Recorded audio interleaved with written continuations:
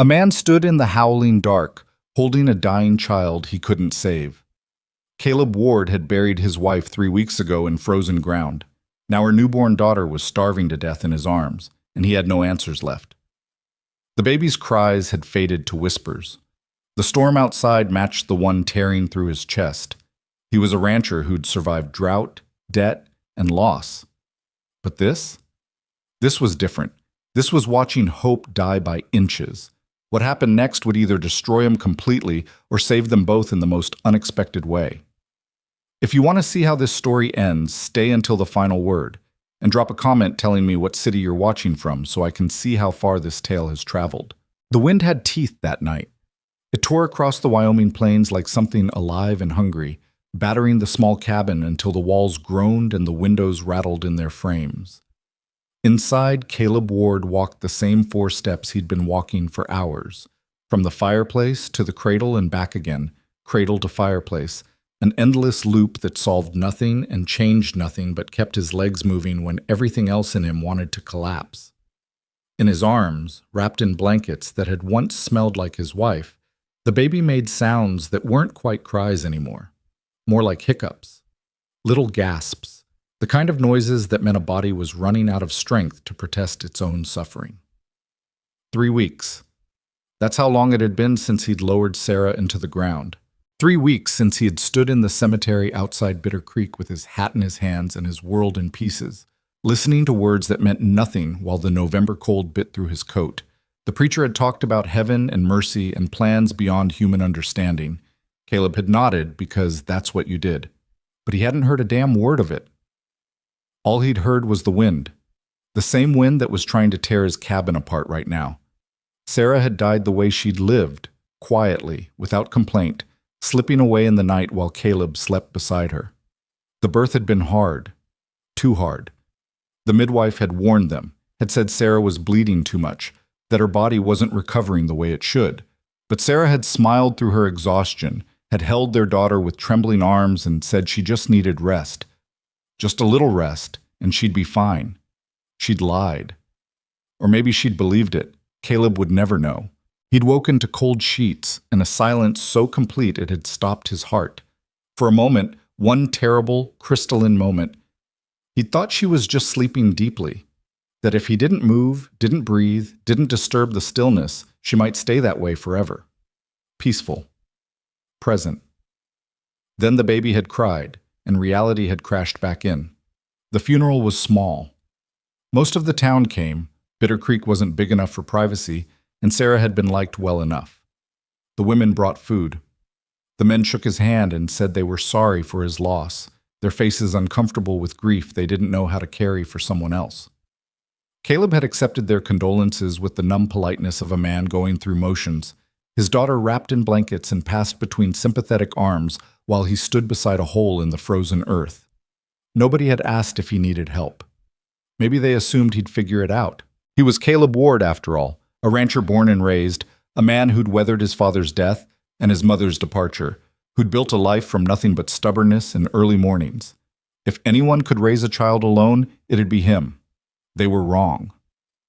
The first night after the funeral, Caleb had tried to feed his daughter with a bottle and goat's milk the way the midwife suggested. The baby had screamed, not cried, screamed, a sound so raw and desperate it had made his hand shake. She'd turned her head away from the bottle, refused it with the kind of primal stubbornness that told him this wasn't just preference. This was rejection.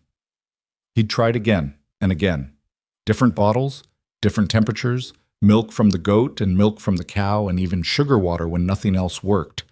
She'd taken a little sometimes, enough to wet her lips, maybe an ounce if he was patient, but never enough, never close to enough. By the second day, she was crying constantly. By the fourth, the crying had turned hoarse. By the end of the first week, Caleb had stopped sleeping entirely.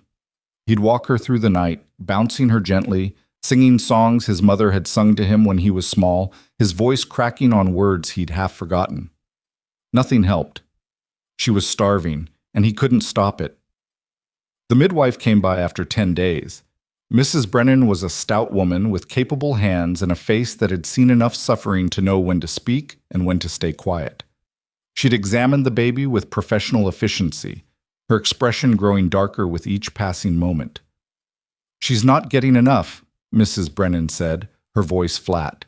Not unkind, just factual. "You can see it in her color, in how she moves." "I'm trying everything," Caleb said. He heard the desperation in his own voice and hated it. "She won't take the bottle. Or she takes a little and then, some babies are like that," Mrs. said. Brennan handed the infant back to him with the careful gentleness of someone returning something fragile. "Their bodies know what they need, and what they need, you can't give them." The words hung in the air between them like an accusation. "What am I supposed to do?" Caleb asked. Mrs. Brennan looked at him for a long moment. There was pity in her eyes, but also resignation. The look of someone who delivered too many babies into too much hardship, who knew how often the world didn't bend to accommodate what should be simple. "Find a wet nurse," she said finally. "It's the only way."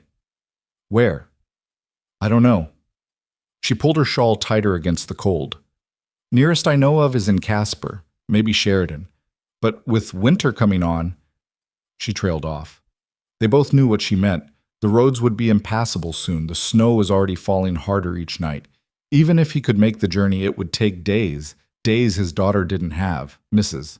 Brennan left, and Caleb stood in the doorway watching her wagon disappear into the gray afternoon. The baby was quiet in his arms, but it wasn't a peaceful quiet. It was the quiet of exhaustion, of a small body too tired to protest anymore. That's when the fear really set in.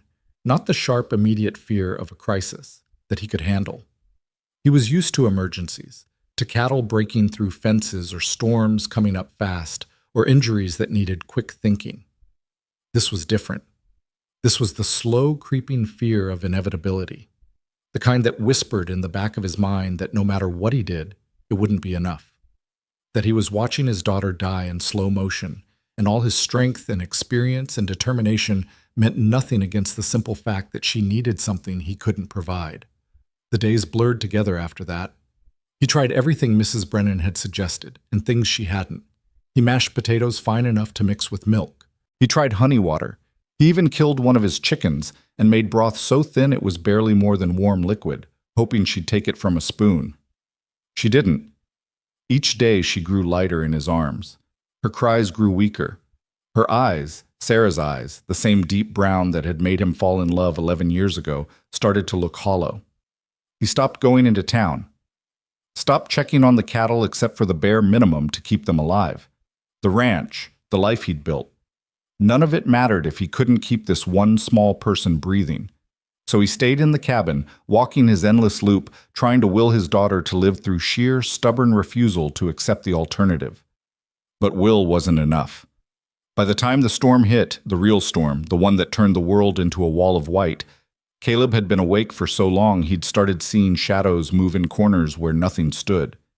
His hands shook when he tried to stoke the fire. His thoughts moved like molasses, slow and thick and disconnected. The baby had stopped crying entirely. She just lay in his arms, her breath coming in small, irregular gasps. Her lips had a bluish tint. When he touched her cheek, her skin felt papery and cool. This is it, he thought. This is how it ends. He'd survived his father's death from a fall off a spooked horse. He'd survived his mother leaving when he was 15, walking out in the middle of winter with nothing but a carpet bag and a note that said she was sorry, but she couldn't do it anymore. He'd survived drought and debt and the slow, grinding loneliness of building a life on land that didn't care whether he lived or died. But he wasn't going to survive this. The wind screamed outside, shaking the cabin so hard that dust sifted down from the rafters. The fire was burning low. He should add wood, should keep the heat going, but he couldn't make himself move.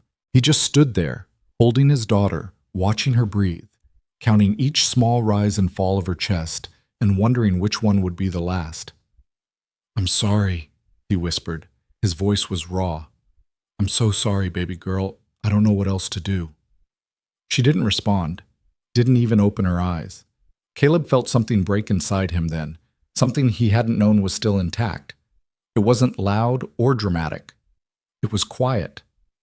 A simple acknowledgement that he'd failed, that all his strength and stubbornness hadn't been enough, that sometimes, no matter how hard you fought, you still lost. He thought about Sarah, about the way she'd smiled at him on their wedding day, nervous and radiant in a dress her sister had sewn, about the way she'd laughed when he'd tried to dance at their reception and nearly tripped over his own feet, about the way she'd held his hand during the bad years when the cattle were dying, and the bank was circling and everything felt like it was crumbling, and she'd said, "We'll figure it out, we always do." Except this time, they wouldn't. He carried his daughter to the rocking chair by the fire and sat down, cradling her against his chest. If this was going to be it, if this was the end, he wasn't going to let her die alone in the cradle. He'd hold her, he'd keep her warm, and when it was over, when her small heart finally stopped, he didn't know what he'd do. The fire popped, sending up a spray of sparks. Outside, the wind howled like something wounded. Caleb closed his eyes and tried to remember a prayer his mother had taught him when he was small, before she'd gotten hard and distant and angry at the life she'd chosen. But the words wouldn't come. There was nothing in his head but exhaustion and grief and the terrible, crushing weight of failing the one person who'd depended on him completely. Time passed. He didn't know how much. Could have been minutes. Could have been hours. Then, a sound. At first he thought he'd imagined it. A trick of the wind, maybe, or his exhausted mind creating phantom noises. But it came again, clearer this time. A knock. 3 sharp raps against the cabin door. Caleb's eyes snapped open. For a moment, he didn't move, didn't breathe. The knock came again, more insistent now, and he heard something else beneath it. A voice, muffled by the storm but unmistakably human. "Hello? Is anyone there? Please, I need help." A woman's voice. Caleb stood on legs that threatened to buckle, his daughter still cradled against his chest. He crossed the cabin in 4 unsteady steps and yanked the door open. The wind nearly tore it from his hands. Standing on his porch, lit by the weak glow spilling from the cabin, was a woman he'd never seen before. She was soaked through, her dark hair plastered to her face, her clothes heavy with snow and ice. She was shaking so hard her teeth chattered, and when she looked up at him, her eyes were wide with fear and desperation. "Please," she said, her voice barely audible over the storm. "I'm sorry to intrude. I got lost in the storm, and I saw your light, and I—" She broke off, her gaze dropping to the bundle in his arms. To the baby. "Oh," she whispered. Caleb should have said something, should have invited her in or asked her name or done any of the normal things a person does when a stranger shows up on their doorstep in the middle of a blizzard, but he just stood there, too tired and too broken to form words. The woman took a step forward, and the light fell fully across her face. She was younger than he'd first thought, maybe late 20s, with a pale complexion and dark circles under her eyes that suggested she'd been traveling hard. But it was her expression that caught him. The way she was looking at his daughter, not with polite concern, with recognition. "Your baby," she said quietly. She's hungry, isn't she?" Something about the way she said it, the certainty, the understanding, made Caleb's throat tighten. "I can't feed her," he said. The words came out flat, defeated. "Her mother died. I've tried everything, but she can't." The woman stepped fully onto the porch, close enough now that he could see she was crying. Not sobbing, just silent tears cutting tracks through the dirt and snow on her cheeks. "I can help," she said. Caleb blinked. "What?"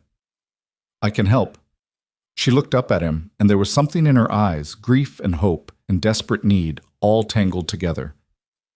"I lost my baby 4 months ago, but my body, it's still." She stopped, her voice breaking. Then she steadied herself and said very clearly, "I can nurse her, if you'll let me." For a long moment, Caleb just stared at her. The storm roared around them, and the baby made a small, weak sound against his chest, and the stranger stood there shaking and crying and offering him something impossible, something that felt like a miracle he didn't deserve. "Come inside," he said finally. The woman stumbled past him into the cabin, bringing a gust of wind and snow with her. Caleb pushed the door shut and bolted it, then turned to find her standing by the fire, her arms wrapped around herself, water dripping from her clothes onto the worn wooden floor. She looked around the cabin, taking in the cradle by the fire, The dishes piled in the dry sink, the general chaos of a man trying and failing to hold his life together. And then her gaze came back to the baby. "May I?" she asked, holding out her hands. Caleb hesitated. Every instinct screamed at him that this was wrong, that you didn't just hand your child to a stranger who'd appeared out of a storm like something from a ghost story. But he looked down at his daughter, at her bluish lips and shallow breathing, and he knew he was out of options. Slowly, carefully, he placed the baby in the woman's arms. She held the infant like she'd been made for it, with a natural grace that made Caleb's own clumsy attempts look like what they were, the desperate fumbling of someone learning a skill with no teacher and no time. The woman looked down at the baby, and her whole face softened. "Hello, little one," she whispered. "I've got you now." Then, without ceremony or explanation, she sat down in the rocking chair, adjusted her wet coat, and began to nurse. The baby latched immediately. Caleb heard the small, desperate sounds of his daughter drinking, and something inside him shattered completely. His knees went weak. He grabbed the edge of the table to keep himself upright, and he watched, unable to look away, as his child fed for the first time in days. Really fed, not the reluctant sips from a bottle, but deep, hungry pulls that said her body knew exactly what it needed. Minutes passed. The wind battered the cabin. The fire crackled low. And the stranger rocked slowly in the chair, humming something soft and wordless, while Caleb's daughter drank and drank like she was trying to make up for every hungry hour she'd endured. Finally, the baby's eyes fluttered closed. Her body relaxed. She fell asleep still nursing, her small mouth slack and satisfied. The woman looked up at Caleb. She was still crying, but there was something else in her expression now. Relief, maybe, or purpose. "She's going to be okay," the woman said quietly. Caleb couldn't speak. If he tried, he'd fall apart completely. So he just nodded. The woman smiled, a small, sad thing, and looked back down at the sleeping baby. "My name is Eliza," she said. "Eliza Moore. Caleb Ward." His voice was barely a whisper. "And I don't even know what to call her. We hadn't settled on a name before." He trailed off. Eliza nodded, understanding without him having to finish. "She's beautiful," she said simply. They sat in silence after that, the storm raging outside while inside, for the first time in weeks, there was peace. The baby slept. Eliza rocked. And Caleb stood by the table, watching them both, trying to process what had just happened. A stranger had appeared in the middle of a blizzard. A woman who'd lost her own child. A woman whose body still carried the evidence of that loss, the milk that had nowhere to go, the maternal instinct with no outlet. And she'd saved his daughter's life. After a while, Eliza carefully shifted the baby, cradling her in one arm while adjusting her clothing with the other. "She'll be hungry again soon," she said. "Babies this young need to eat every few hours. If you want, I can stay until the storm passes. Make sure she's fed properly." Caleb realized, dimly, that he should probably ask questions. Where had Eliza come from? Where was she going? What was she doing alone in a Wyoming blizzard in the middle of winter? But he was too tired, and frankly, he didn't care. She'd done what he couldn't. That was enough. "The spare room's through there," he said, nodding toward the door on the far wall. "It's not much, but the bed's clean. You should rest." Eliza looked surprised, like she'd expected him to turn her away as soon as the immediate crisis passed. "Are you sure?" "You saved her life," Caleb said. It was the simplest truth he knew. "Stay as long as you need." Something shifted in Eliza's expression. Gratitude mixed with relief, mixed with something deeper that Caleb couldn't quite name. She nodded, then stood carefully, still cradling the sleeping baby. "Thank you," she whispered. Caleb didn't know what to say to that, so he just gestured toward the spare room. Eliza walked past him, moving with the slow, exhausted grace of someone who'd been traveling for far too long. She paused in the doorway and looked back. "She really is beautiful," Eliza said again. "What's her last name?" "Ward, like mine." "And her first?" Caleb looked at the tiny, sleeping face visible in the blankets. Sarah had wanted to name her after her grandmother. Elizabeth, she'd said. A good, strong name. But standing here now, looking at the woman who'd appeared out of nowhere to save his daughter's life, another name came to mind. I don't know yet, he said quietly. I'll figure it out. Eliza nodded and disappeared into the spare room, taking the baby with her. The door closed with a soft click. Caleb stood alone in the main room, the fire burning low, the storm still screaming outside. He should add wood to the fire. Should eat something. He couldn't remember when he'd last had a real meal.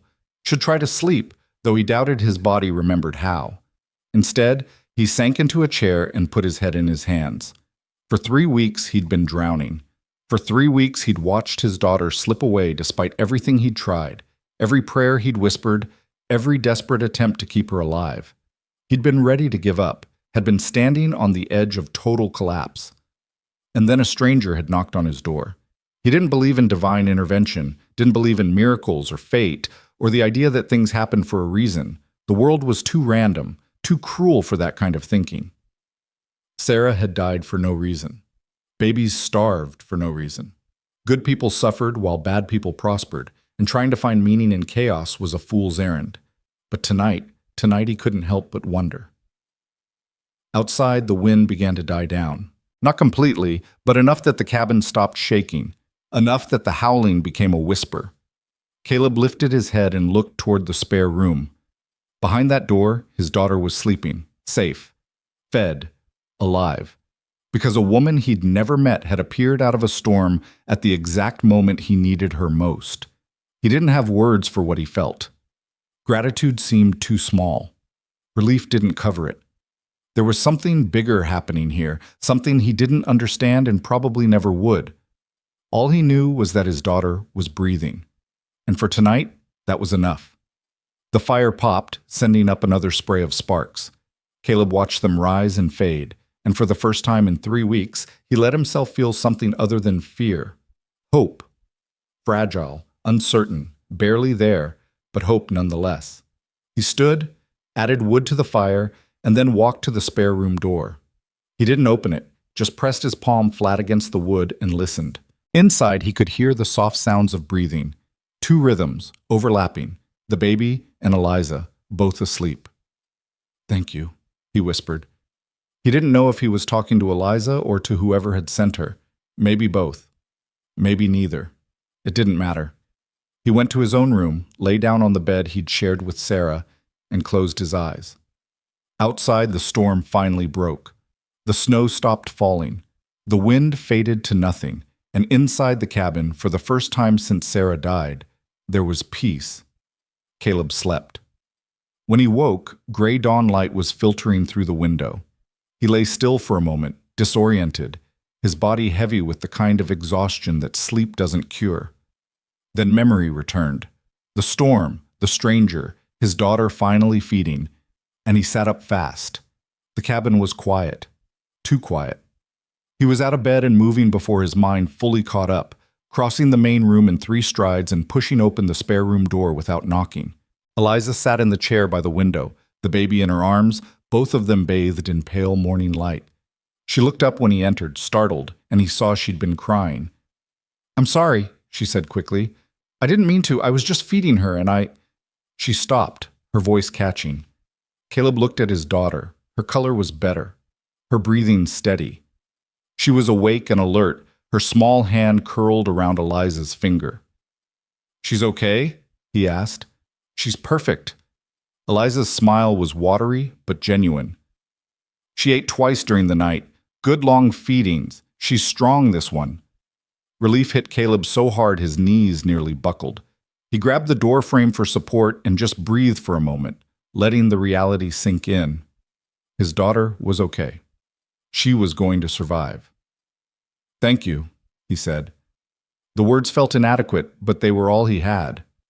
Eliza looked down at the baby. "I should thank you," she said quietly. "Last night, when I knocked on your door, I wasn't sure you'd let me in, and if you hadn't, I don't think I would have made it through the storm." "Where were you coming from?" Eliza's expression closed off, just slightly. "East. I've been traveling for a while." "Alone?" "Yes." There was clearly more to the story, but Caleb didn't push. Whatever had brought Eliza Moore to his door in the middle of a blizzard was her business. All that mattered was that she was here. "Stay," he said suddenly. The word surprised him as much as it seemed to surprise her. "At least until she's strong enough until she's stable. I can pay you, not much, but I've got some money saved, and—" "No." Eliza cut him off, her voice firm. "I don't want your money." "Then what?" She looked at him, and there was something raw in her eyes, something that spoke of grief so deep it had bones. "Just let me help her," she said. "That's all I need." Caleb nodded slowly. He didn't understand, not really, but he recognized pain when he saw it. Eliza Moore was running from something, or maybe toward something, and his daughter had become part of that journey. He could accept that. As long as his little girl kept breathing, he could accept anything. "All right," he said. "Then stay." Eliza's shoulders sagged with relief. "Thank you." Caleb left her there and went to start breakfast. The morning routine was familiar. Building up the fire, putting coffee on to boil, frying eggs and salt pork in the cast-iron skillet. Normal tasks that felt almost surreal after weeks of chaos. When Eliza emerged from the spare room a while later, she'd changed out of her wet clothes into a simple brown dress she must have had in her traveling bag. Her hair was still damp but combed, pulled back in a neat braid. She looked younger in the daylight, and so tired that Caleb wondered when she'd last slept properly. "Sit," he said, gesturing to the table. She did, accepting a plate with quiet gratitude. They ate in silence, the baby sleeping in a makeshift bed Caleb had fashioned from a drawer lined with blankets. "What's her name?" Eliza asked eventually. Caleb looked at his daughter. He'd been thinking about it all morning. Sarah had wanted Elizabeth, but watching Eliza hold his child, watching the tenderness and care she showed, he found himself thinking of something else. "Emma," he said. It had been his grandmother's name. A strong woman who'd crossed the plains in a wagon and built a life in territory that didn't want her. It felt right. "Emma Rose Ward." Eliza smiled. "That's beautiful." They finished breakfast, and Caleb showed Eliza where things were. The well out back, the root cellar, the barn where he kept the livestock. The day passed in a strange, quiet rhythm. Eliza fed Emma every few hours, and between feedings she helped with small tasks around the cabin. She didn't talk much, but her presence filled spaces that had been empty too long. That evening, after Emma had been fed and put down in her cradle, Caleb and Eliza sat by the fire. Outside, the world was buried in snow, 3 feet at least, drifted higher against the buildings. "It'll be a while before the roads are passable," Caleb said, staring into the flames. "I know. You're welcome to stay, for as long as it takes." Eliza pulled her shawl tighter around her shoulders. "Can I ask you something?" "Sure." "Your wife, when did she—" 3 weeks ago. The words still felt impossible. "The birth went hard. She lost too much blood, and by the time we realized how bad it was—" He trailed off. Some stories didn't need endings spelled out. "I'm sorry," Eliza said softly. "What about you?" Caleb asked. "You said you lost a baby." Eliza was quiet for so long he thought she might not answer. Then, barely above a whisper, she said, "Her name was Grace. She was born too early, lived 3 days." She pressed her hand to her chest, over her heart. "I still feel her sometimes, like she's still with me." "Where's her father?" Eliza's face hardened. "Gone. He left before she was born. Said he couldn't handle the responsibility." She laughed, but there was no humor in it. Turned out he was right. He couldn't. They sat in silence after that. 2 people bound by loss, by grief, by the strange mercy of survival. Outside, the wind picked up again, but it wasn't the violent storm of the night before. Just the normal winter cold, the kind you learn to live with. And inside, Emma slept peacefully, her belly full, her breathing steady. The beginning of something new. The days that followed fell into a rhythm neither of them had planned, but both seemed to need. Eliza woke before dawn, as she had every morning of her adult life, and fed Emma in the dim light before the sun broke over the eastern ridge. Caleb would hear them through the thin walls, the soft sounds of the baby nursing, Eliza's low humming, the creak of the rocking chair, and he'd lie there for a moment before rising, letting himself believe that maybe, just maybe, things were going to be all right. By the time he emerged from his room, Eliza would have coffee made, and Emma settled back in her cradle, and they'd move through the morning tasks with the efficiency of people who understood that survival required routine. He'd tend the livestock while she tidied the cabin. She'd prepare meals while he chopped wood. They worked around each other like dancers learning a new step, awkward at first, then gradually finding a shared pace. They didn't talk much those first few days. There didn't seem to be much to say that hadn't already been said, or maybe they were both too raw to risk saying more. But the silence wasn't uncomfortable. It was the silence of two people who'd both learned that sometimes words just got in the way of healing. Emma grew stronger. Her color deepened to a healthy pink. Her cries became vigorous instead of weak, and she started staying awake for longer periods, her dark eyes tracking movement across the room with the focused intensity of the very young. Every time Caleb looked at her, he felt something loosen in his chest. Relief, mixed with gratitude, mixed with a fierce, protective love that surprised him with its intensity. On the fifth morning, he woke to find Eliza in the kitchen, flour dusting her hands, working dough on the counter with practiced efficiency. "You don't have to do that," he said. She looked up, startled. "Do what?" "Bake, cook, any of it.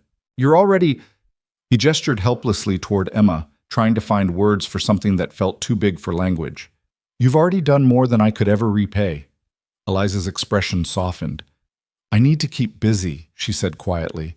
"If I stop moving, I start thinking, and if I start thinking—" She trailed off, but Caleb understood. He knew all about the kind of thoughts that came in stillness, the memories that waited in quiet moments to drag you under. "All right," he said, "but at least let me help." So they worked together, Eliza teaching him how to knead bread properly, laughing when his first attempts produced misshapen lumps that looked more like rocks than loaves. It was a small sound, that laugh, but it changed something in the cabin, made it feel less like a place where people were just surviving and more like a place where people might actually live. That afternoon, while Emma slept and Eliza rested in her room, Caleb rode out to check the fence lines on the north pasture. The snow was still deep, his horse struggling through drifts that came up past its knees, but the sky was clear and cold and the sun was bright enough to make him squint. He'd neglected the ranch badly over the past few weeks. He could see it in the sagging fence posts, the gate that hung crooked on its hinges, the general air of disrepair that accumulated when no one was paying attention. It would take weeks of work to set everything right again. Maybe months, but for the first time since Sarah died, he felt capable of doing that work. Like he had a reason to care about fence posts and gates, and whether the cattle had enough feed to make it through the winter.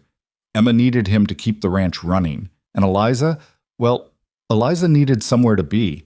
Somewhere that wasn't whatever she'd been running from when she'd shown up on his doorstep. He fixed what he could that day, his hands clumsy in heavy gloves, his breath forming clouds in the frozen air. When he rode back as the sun was setting, he found Eliza on the porch, Emma bundled in her arms, both of them watching the horizon turn gold and pink and purple. "She likes the sunset," Eliza said without turning around. "Gets quiet when she sees the colors." Caleb dismounted and tied his horse to the rail. He climbed the steps and stood beside them, looking at his daughter's face. Emma's eyes were wide, fixed on the sky, her small mouth working in the way babies do when they're processing something new. "Sarah loves sunsets," he said.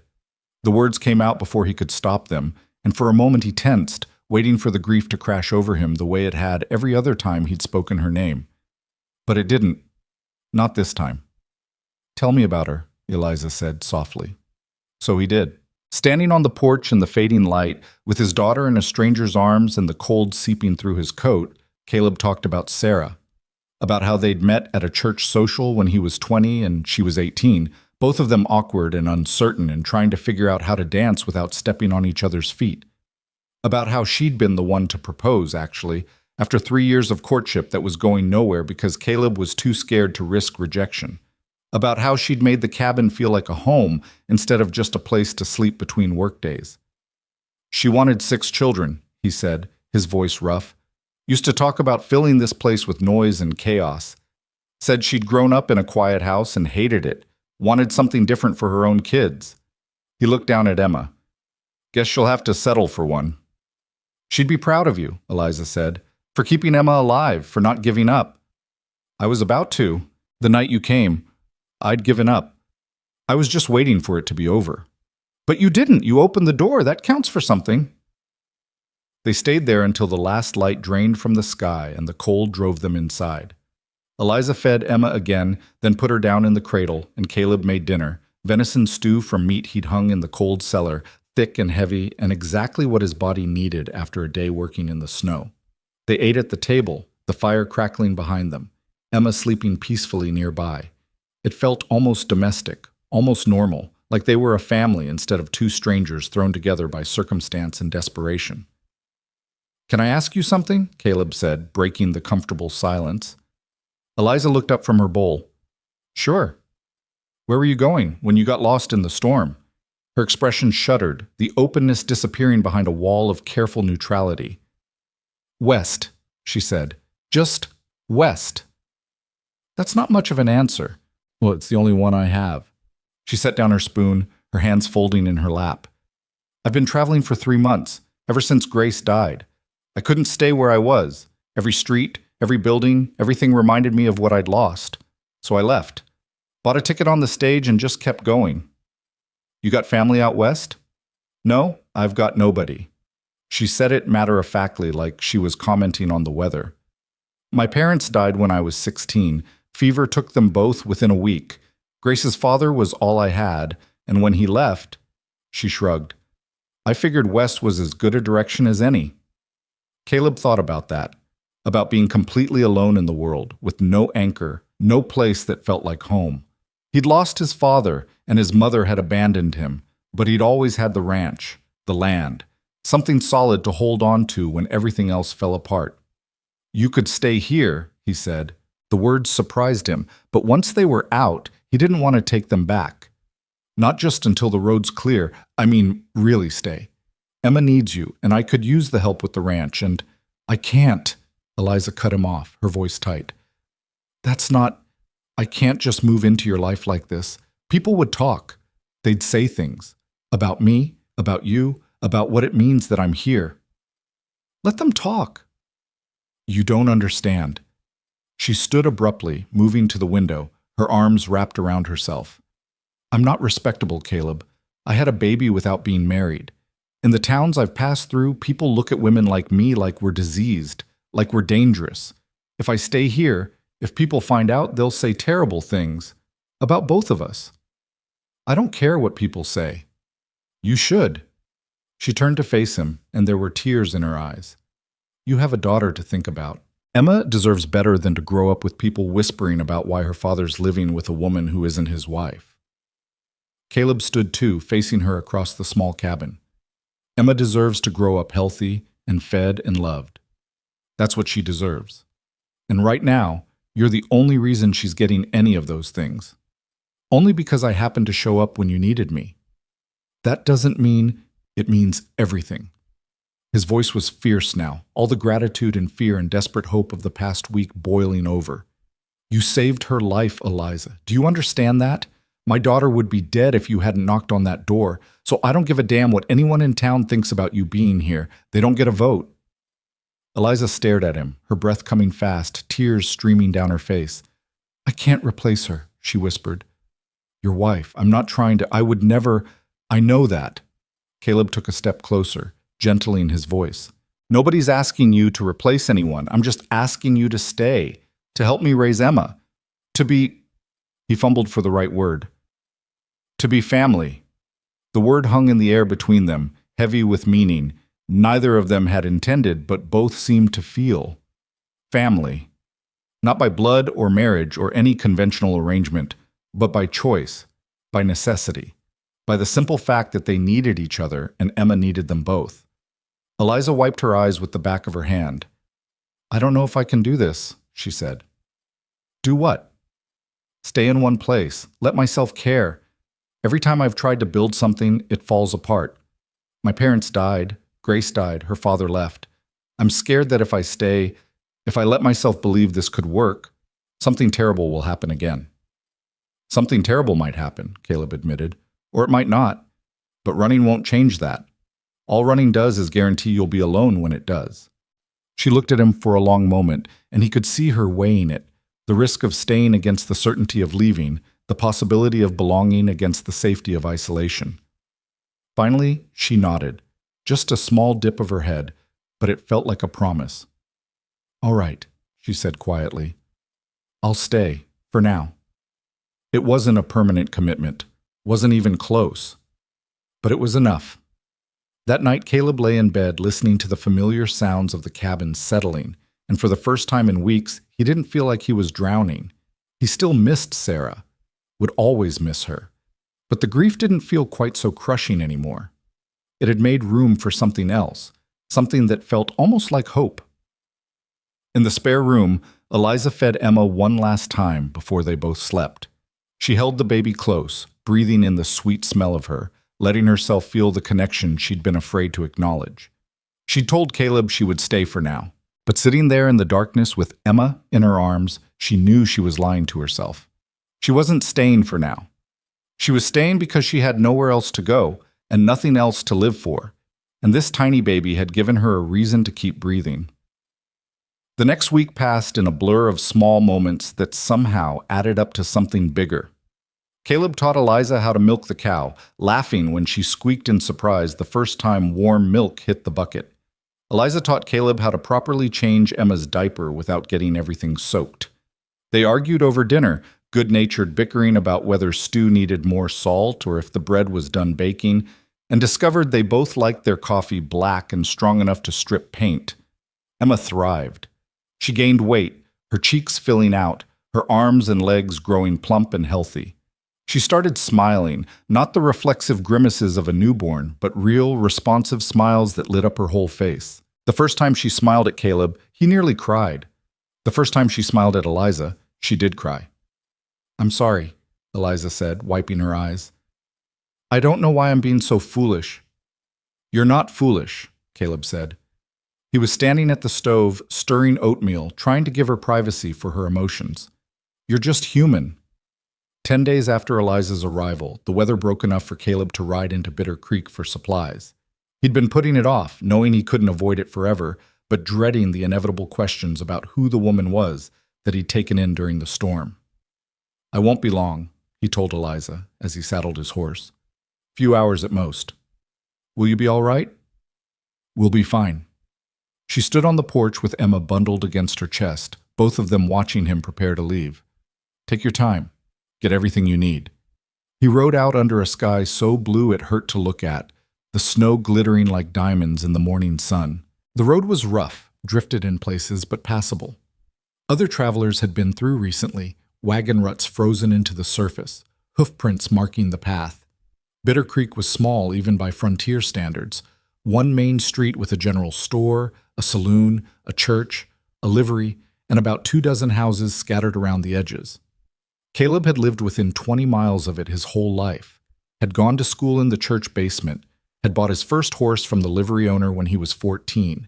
He knew everyone, and everyone knew him, which meant everyone knew about Sarah. The moment he walked into the general store, the conversation stopped. Every head turned, and he could feel their eyes on him, measuring, judging, trying to figure out if he was holding up all right or falling apart. "Caleb," Mrs. Fletcher, who ran the store with her husband, came around the counter with the kind of determined kindness that made him want to flee. "How are you managing? We've been so worried." "I'm fine, Mrs. Fletcher, just need some supplies."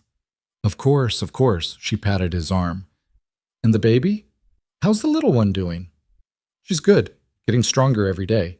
"Oh, thank heavens." Mrs. Fletcher pressed her hand to her chest. "We were so concerned when we heard about the difficulties.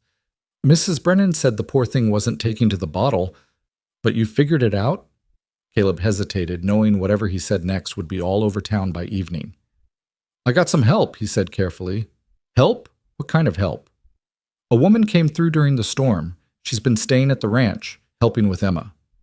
The temperature in the store seemed to drop 10 degrees. Mrs. Fletcher's smile froze in place, and Caleb heard whispers starting up behind him. "A woman?" Mrs. Fletcher's voice was carefully neutral. "What woman?" "Her name's Eliza Moore. She was traveling west, got caught in the blizzard, ended up at my place. And she's staying at your ranch? Alone with you? The judgment in her tone was subtle but unmistakable. Caleb felt his jaw tighten. She's helping care for Emma. My daughter would have died without her. I'm sure she's been very helpful. Mrs. Fletcher's smile was thin now, not reaching her eyes. But you must understand how it looks, Caleb. A single man and a strange woman living together under one roof. No chaperone. She's nursing my daughter. The words came out flat and hard. Emma couldn't take cow's milk or goat's milk or anything else I tried. Eliza lost her own baby and still had milk. She saved Emma's life. That's all that matters. The whispers behind him got louder. He heard a woman's voice, sharp with disapproval. Shameful. That poor man doesn't know what he's gotten himself into. Caleb turned around, ready to confront whoever had spoken, but Mrs. Fletcher grabbed his arm. Let me get your supplies, she said quickly. What do you need? He gave her the list, trying to ignore the stares and whispers that followed him as he moved through the store. By the time he'd loaded everything into his saddlebags and paid, his hands were shaking with suppressed anger. As he was leaving, he nearly ran into Pastor Warren on the front steps. Caleb.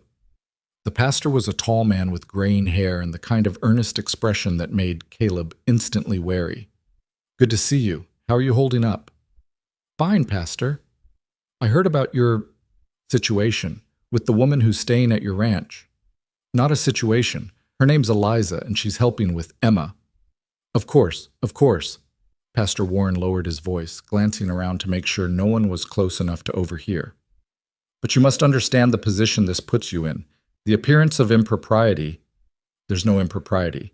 Caleb cut him off, his patience gone. She's in the spare room. I'm in mine. Emma's in the cradle between us. It's all perfectly respectable. I'm sure it is. But perception matters, Caleb. People talk. And if they start talking about you and this woman, it could damage your reputation, make it harder to do business, to let them talk. Caleb stepped past the pastor, heading for his horse.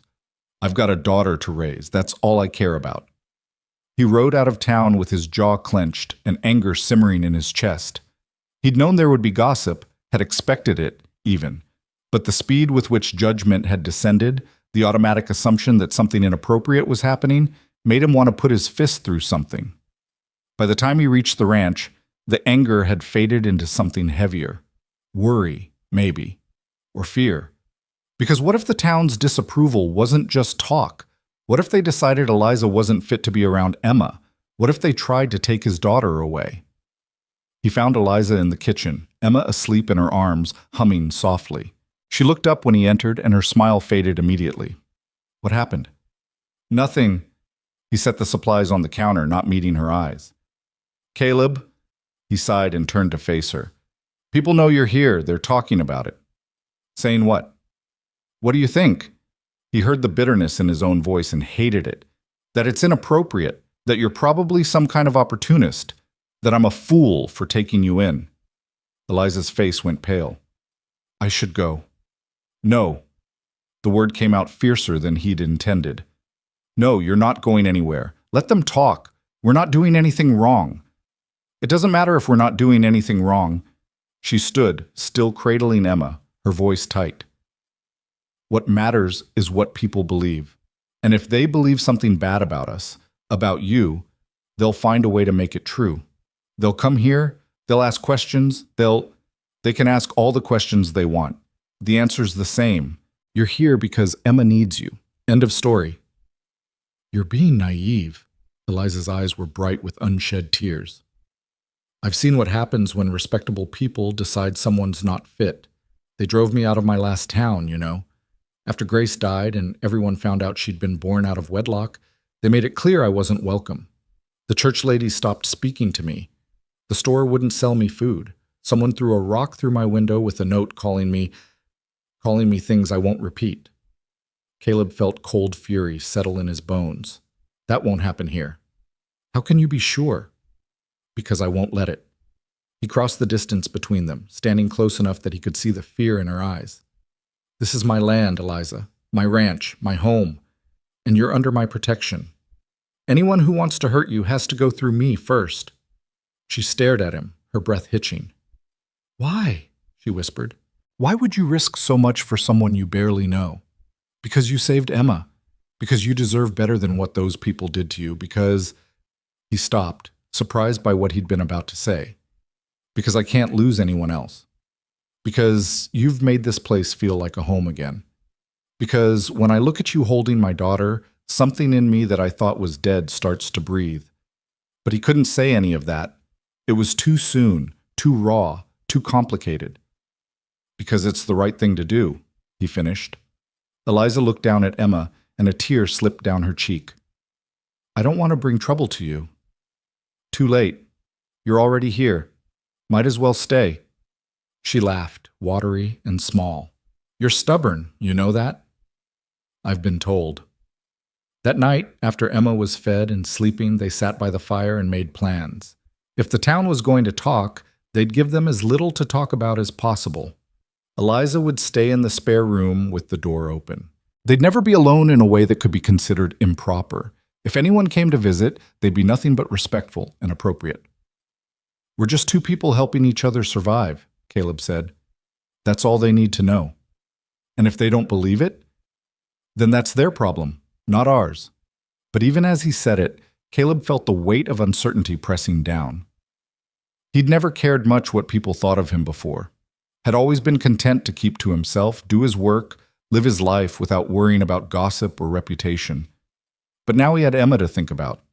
And Emma would grow up in this town, would go to school here, would build her life here.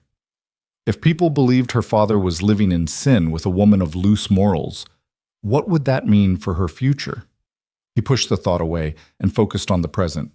Emma was healthy. Eliza was safe. The ranch was holding together. That was enough to worry about for now. The future could take care of itself. In the spare room, Eliza lay awake long after the cabin went quiet, Emma sleeping beside her in the drawer bed. She'd told Caleb she would stay, but doubt gnawed at her. She'd seen how quickly communities could turn, how easily kindness could curdle into cruelty when people decided you didn't deserve their compassion. But when she looked at Emma, at this tiny, perfect person who depended on her for survival, she couldn't imagine leaving. So she'd stay, for as long as she could. And when the town finally came for her, when the judgment became too much and Caleb realized she was more trouble than she was worth, she'd leave without complaint. At least Emma would be strong enough by then to survive without her. That thought should have been comforting. Instead, it broke her heart. The weeks that followed Caleb's trip to town were marked by a tension that lived just beneath the surface of their daily routines, like ice over a river that looked solid but might crack at any moment. Eliza became quieter, more careful. She stopped humming while she worked.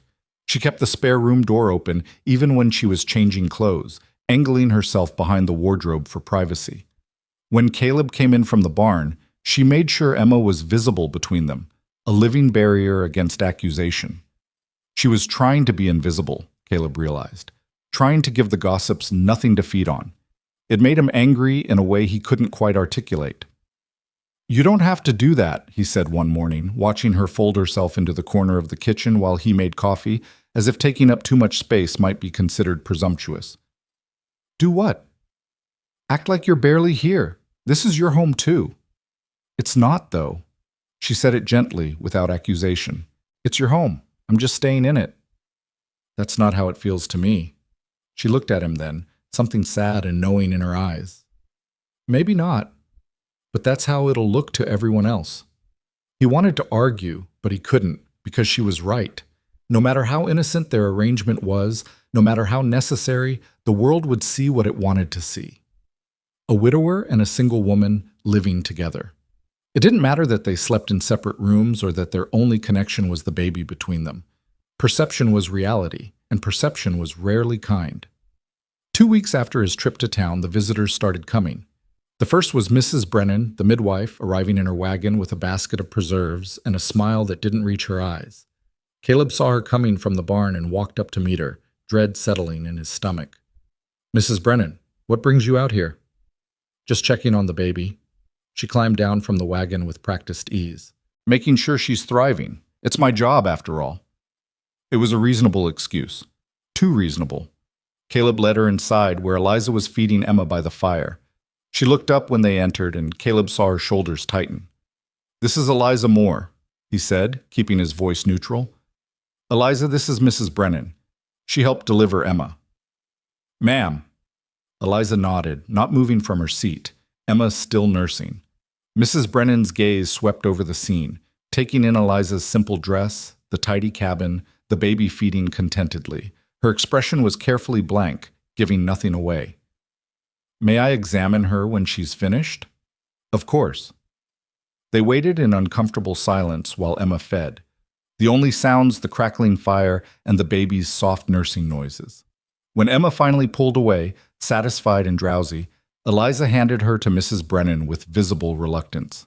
The midwife examined Emma with professional thoroughness, checking her color, her weight, the way she moved her limbs, listening to her heart and breathing. Her expression gradually shifted from suspicion to surprise. "She's doing remarkably well," Mrs. Brennan said finally. "I won't lie to you, Mr. Ward. When I left here last month, I didn't think she'd survive the week. But this," she looked at Eliza. "You've done something extraordinary." Eliza's face flushed. "I just fed her, that's all." "That's not all, and you know it." Mrs. Brennan handed Emma back to her. "Keeping a newborn alive when her mother's gone, when she won't take anything but the breast, that takes more than just milk. It takes dedication, patience, love." The last word hung in the air, heavy with implication. "I'm grateful to Miss Moore," Caleb said carefully. "Emma wouldn't be here without her." Mrs. Brennan looked between them, and Caleb could see her trying to reconcile what she'd been told in town with what she was seeing here. Whatever judgment she'd arrived with seemed to be wavering. "Well," she said finally, pulling on her gloves, "I'm glad the baby's thriving. That's what matters most." She paused at the door. "But Mr. Ward, you should know, people are talking, and while I can see there's nothing improper happening here, not everyone will be so easily convinced. You might want to think about that." After she left, Eliza sat very still, Emma sleeping in her arms, her face pale. "It's starting," she said quietly. "It's just talk. For now." 2 days later, Pastor Warren arrived, then Mrs. Fletcher from the general store. Then 3 women from the church auxiliary, claiming they'd come to bring food and check on Caleb, but spending most of their visit studying Eliza with barely concealed curiosity and disapproval. Each visitor left with the same uncertain expression, unable to find fault with what they saw, but unwilling to abandon their suspicions. The cabin was clean. Emma was healthy. Eliza and Caleb maintained a respectful distance. There was no evidence of impropriety, but that didn't stop the whispers. Caleb heard them every time he went to town. Fragments of conversation that stopped when he approached, knowing looks exchanged between shopkeepers, the way mothers pulled their children a little closer when he passed. The town had decided there was something wrong about his household, and no amount of propriety was going to change their minds. "We should go," Eliza said one night, 3 weeks after the visitors started coming. They were sitting at the table after dinner, Emma asleep in her cradle, the dishes washed and the cabin quiet. "Both of us. We could go west like I was planning. Find somewhere nobody knows us. Start fresh." Caleb looked at her like she'd suggested they sprout wings and fly. "This is my home, Eliza, my land. I'm not running from gossip. It's not just gossip anymore. Don't you see? They're building a case, looking for reasons to say you're unfit, that Emma should be taken away and given to a proper family. Nobody's taking my daughter. They can if they decide you're raising her in an immoral environment." Her voice cracked with frustration. "That's how it works, Caleb. I've seen it happen. A woman in my last town had her children taken because she was living with a man she wasn't married to. Didn't matter that he was her cousin. Didn't matter that it was completely innocent. The church decided it was improper and the law backed them up. Her children went to an orphanage and she never got them back." The fear in her voice was real, and it chilled him. "That won't happen here." "You can't promise that." "I can." He reached across the table, stopping just short of touching her hand. "This is Wyoming, not some eastern city. People out here understand necessity. They know what it takes to survive. Once they see that Emma's healthy and you're not going anywhere, they'll accept it. And if they don't?" He didn't have an answer for that. The crisis came on a Tuesday in early February. Caleb had been in the barn repairing a broken stall door when he heard Emma crying. Not her normal hungry cry, but something sharper, more distressed. He dropped his tools and ran for the cabin, his heart pounding, images of disaster flooding his mind. He burst through the door to find Eliza pacing frantically, Emma screaming in her arms, both of them in tears. "What's wrong? What happened?" "I don't know." Eliza's voice was nearly hysterical. "She won't eat. She won't calm down. She just keeps crying. I think something's wrong with her. I think—" "Let me see." Caleb took Emma, feeling her forehead, checking her color. She was hot, too hot, and her cry had a quality to it that made his stomach drop. "She's burning up. I know, I've been trying to cool her down, but nothing's working and I don't know what to do. Go get Mrs. Brennan. Now. Take my horse. Ride hard. Don't stop." Eliza didn't argue. She grabbed her coat and was out the door in seconds, and Caleb heard hoofbeats a moment later as she rode out at a gallop. He spent the next 2 hours trying everything he could think of to bring Emma's fever down. Cool cloths, stripping away blankets, walking her, rocking her, singing to her. Nothing worked. She just kept crying, her small body rigid with discomfort, her face flushed and hot. By the time Eliza returned with Mrs. Brennan, Caleb was nearly as frantic as she'd been. The midwife examined Emma quickly, her face grave. "It's fever, probably from a cold that settled in her chest. Babies this young, they can't fight it off the way older children can." She looked at both of them. "The next 24 hours are critical. We need to keep her cool, keep her hydrated. If the fever breaks, she'll be fine. If it doesn't—" She didn't finish the sentence. She didn't have to. Mrs. Brennan stayed through the afternoon, showing them how to sponge Emma down with cool water, how to encourage her to nurse even when she didn't want to, how to watch for signs that she was getting worse. By evening, she had to leave, had another birth to attend on the other side of town, but she promised to come back the next morning. "Take turns," she said at the door. "Don't try to do this alone. You both need rest, or you'll be no good to her." After she left, Caleb and Eliza fell into an unspoken rotation. One would hold Emma and tend her while the other rested, switching every few hours. But neither of them slept. They just traded off exhaustion, kept vigil, and prayed to whatever might be listening that their baby would survive. The fever raged through the night. Emma's cries grew weaker, then stopped altogether, leaving only labored breathing that scared Caleb more than the screaming had. Eliza tried to nurse her repeatedly, but Emma barely had the strength to latch. They were losing her again, and this time there was no stranger at the door with a miracle cure. Just before dawn, when Caleb was holding Emma and Eliza was heating more water for the cloths, something in Eliza snapped. "This is my fault," she whispered. "What?" "This is my fault." Her voice was rising, hysteria creeping in at the edges. "Everything I touch dies, Caleb. My parents, Grace, and now Emma." "Stop it." He stood, still holding Emma, his voice sharp. "This is not your fault. Babies get sick. It happens. It's not because of anything you did or didn't do." "You don't understand." She was crying now, not bothering to wipe the tears away. "I'm cursed. I have to be. Why else would everyone I love be taken from me? First my parents, then Grace, and now Emma's dying too." "She's not dying." He said it with a conviction he didn't feel, because he had to. Because if he let himself believe Emma was dying, he'd fall apart completely. "She's fighting, and we're going to help her fight." "I can't lose another baby." Eliza's voice broke completely. "I can't do it again, Caleb. It'll kill me. If Emma dies, if I have to bury another child, then don't." He crossed the room and grabbed her arm with his free hand, forcing her to look at him. "Don't give up on her. Stay here. Fight with me. She needs both of us." Eliza stared at him, her face wet with tears, her whole body shaking. For a moment he thought she might bolt, might run out into the pre-dawn darkness rather than face the possibility of losing Emma. But then she took a shuddering breath and nodded. "Okay," she whispered. "Okay." They made it through to morning. By the time the sun rose, Emma's fever had dropped slightly, not much, but enough to give them hope. She took a little milk. Her breathing eased. Her color improved from flushed to just pink. Mrs. Brennan arrived mid-morning and examined Emma with careful thoroughness. When she looked up, there was relief in her eyes. "The fever's breaking. She's going to be all right." Caleb's knees went weak.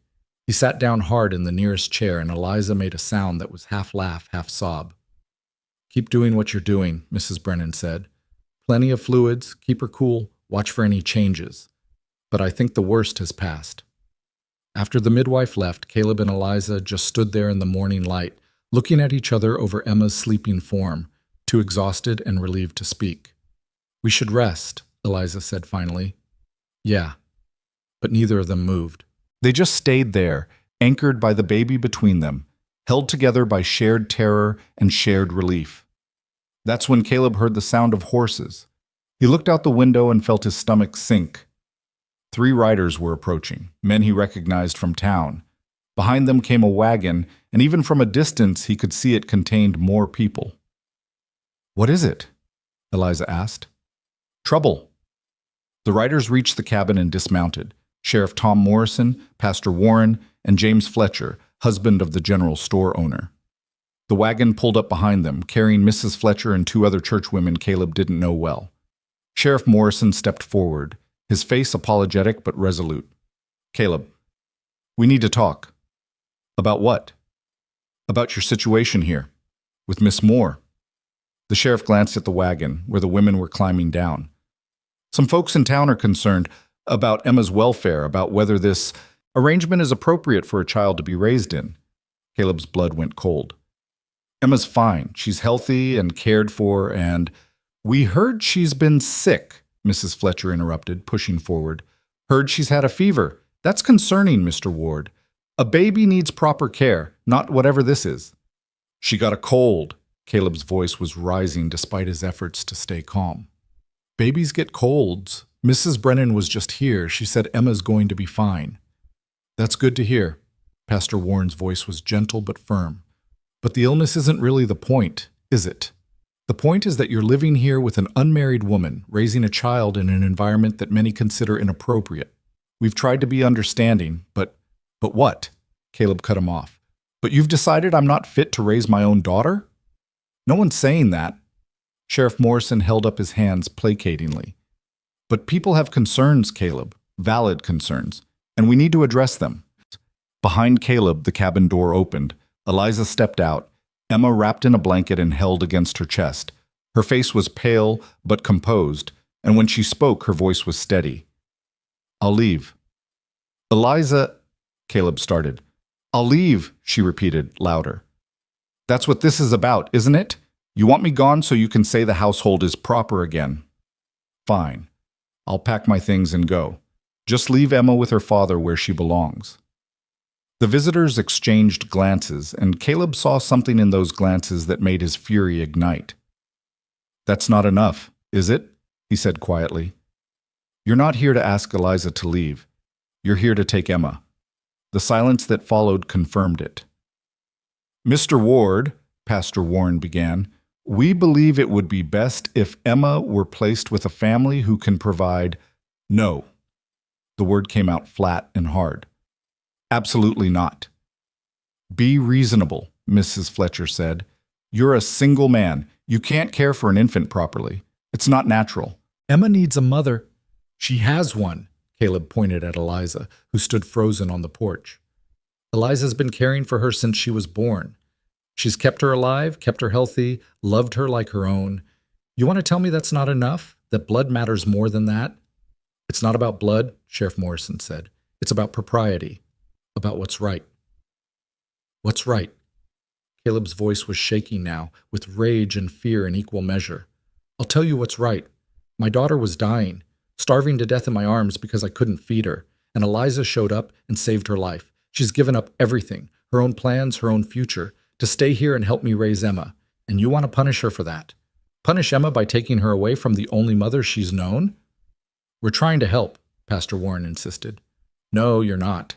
You're trying to make yourselves feel better about judging something you don't understand. Eliza moved then, descending the porch steps with Emma still in her arms. She walked past Caleb and stood facing the visitors, her chin raised. I know what I am, she said quietly. I know how it looks. A woman with a baby born outside marriage, living with a man who's not her husband. I know what you think of me. And maybe you're right. Maybe I'm not respectable. Maybe I'm not fit to be around decent people. Eliza, stop.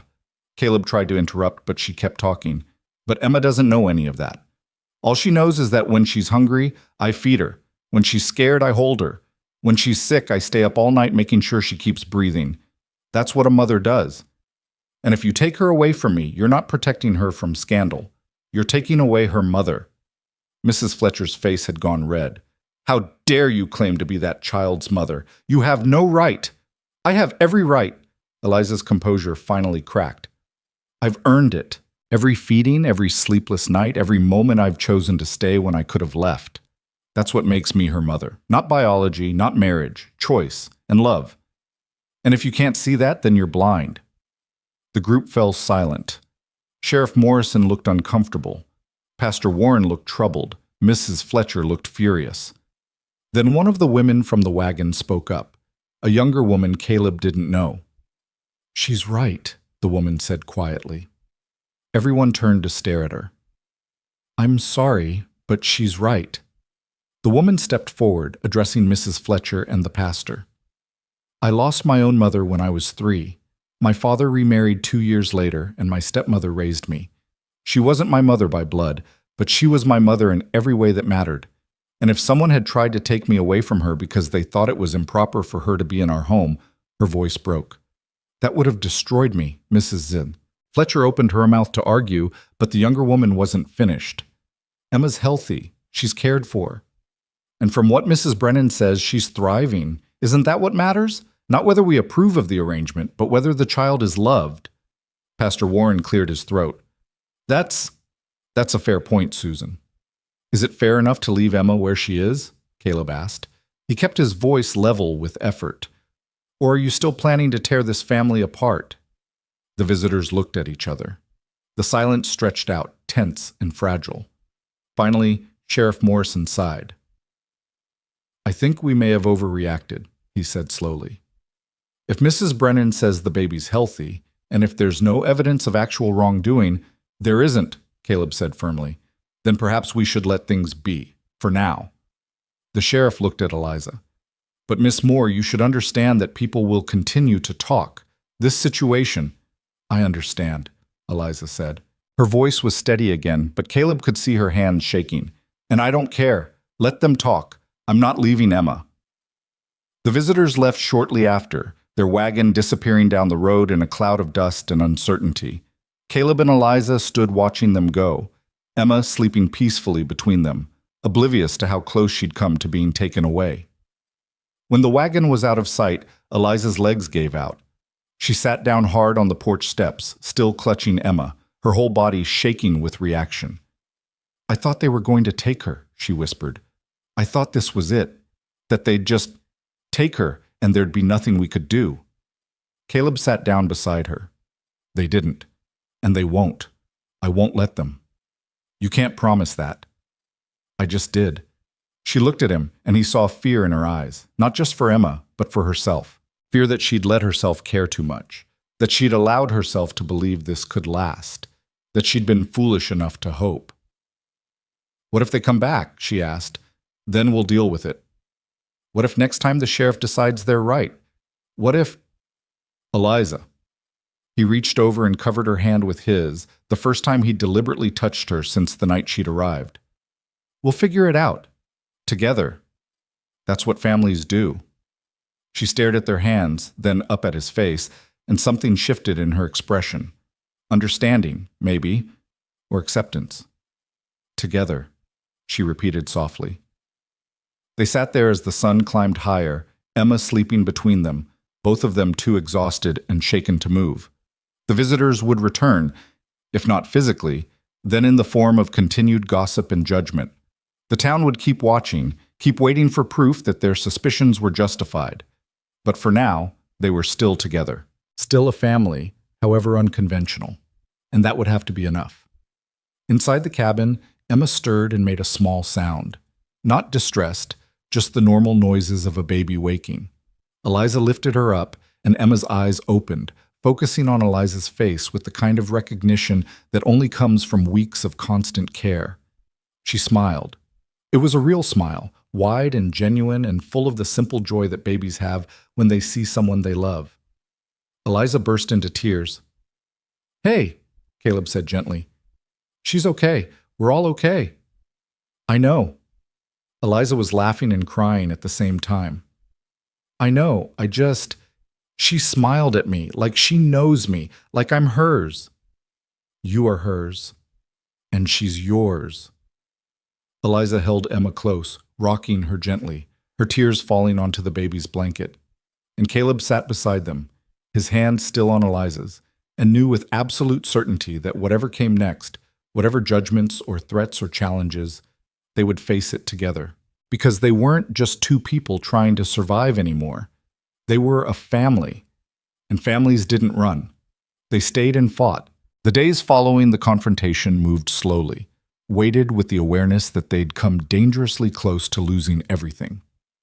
Caleb found himself watching the road more often, tensing at the sound of approaching horses, half expecting the sheriff to return with a different decision. But the road stayed empty except for the occasional traveler passing through, and gradually the knot in his chest began to loosen. Emma recovered fully from her fever within a week, her strength returning along with her appetite. She started staying awake for longer stretches, her eyes tracking Eliza around the cabin with unmistakable recognition. When Eliza spoke, Emma would turn toward her voice. When Eliza held her, Emma would nestle against her chest with the kind of contentment that spoke of deep security. Caleb watched these small moments and felt something shift inside him, a recognition that what had started as desperate necessity had become something else entirely. Eliza wasn't just helping him raise Emma. She was Emma's mother in every way that mattered, and the thought of losing her, of having to face another loss after Sarah, filled him with a dread that had nothing to do with practicality and everything to do with something he wasn't quite ready to name.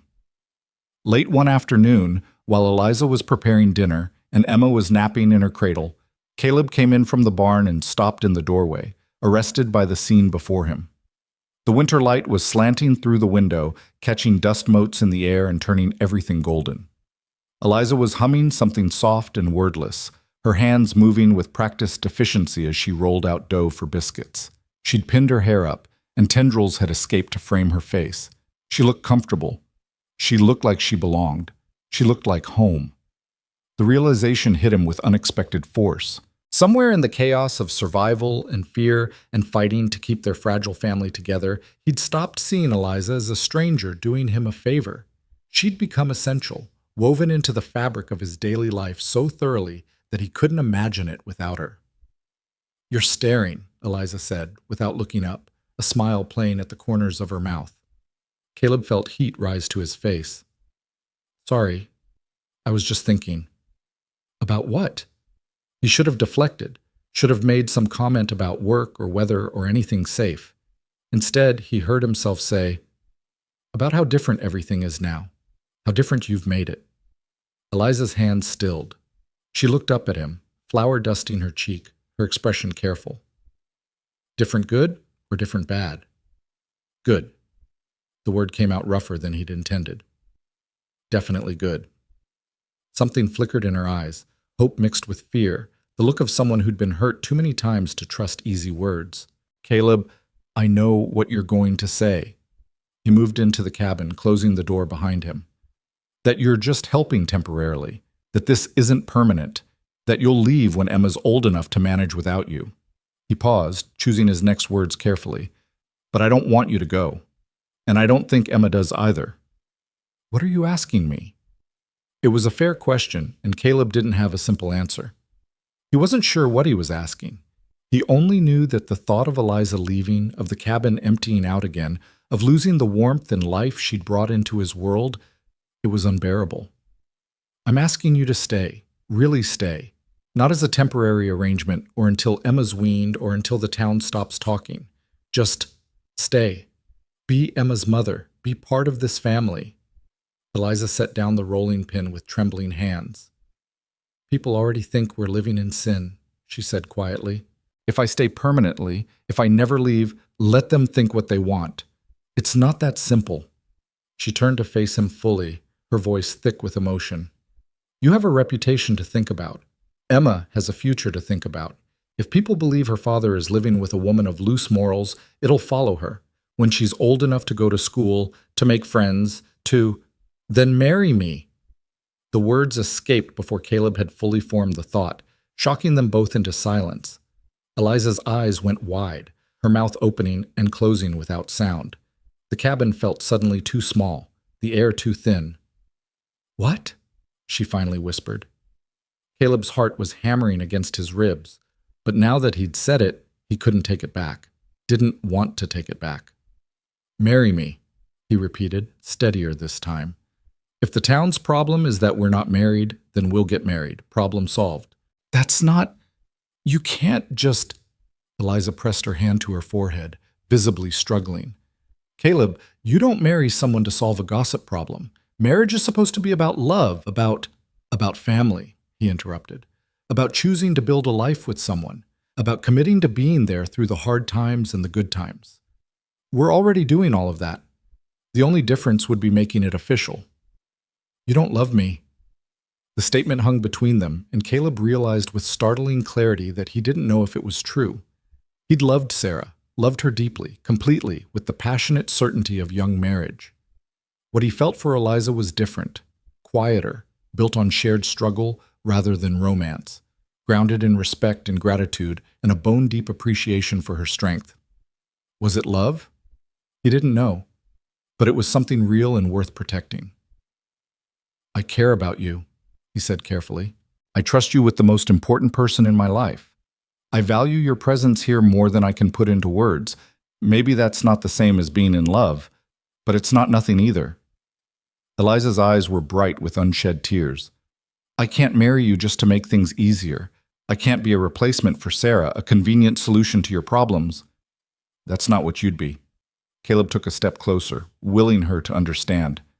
"Sarah's gone. I'll always love her memory, but she's gone. And you're here. You've saved Emma's life. You've made this house feel like a home again. You've given me a reason to keep going when I was ready to give up. That's not a replacement. That's something entirely new." "I don't know." Eliza wrapped her arms around herself, looking smaller than he'd ever seen her. "I don't know if I can do this. Every time I've let myself hope for something permanent, it's been ripped away. My parents, Grace, her father walking out. I don't know if I can survive another loss." "Then don't lose this." Caleb closed the remaining distance between them, stopping just short of touching her. "Don't run from it because you're scared. Stay. Marry me. Help me raise Emma. We'll figure out the rest as we go." "What if it doesn't work? What if we make each other miserable?" "Then we'll deal with it. But at least we'll have tried. At least we'll have given Emma a real family, a real home. Isn't that worth the risk?" Eliza looked at him for a long moment, and he could see the war playing out behind her eyes. Hope battling fear, the desire for belonging fighting against the terror of loss. Behind them, Emma made a small sound in her sleep, and they both turned to look at her. She was so tiny still, so vulnerable. She deserved parents who would fight for her, who would give her stability and security and love. She deserved a mother who wouldn't disappear, a father who wouldn't give up. She deserved what Caleb was offering, even if it was unconventional. "All right," Eliza whispered. Caleb's heart stopped. "All right? I'll marry you."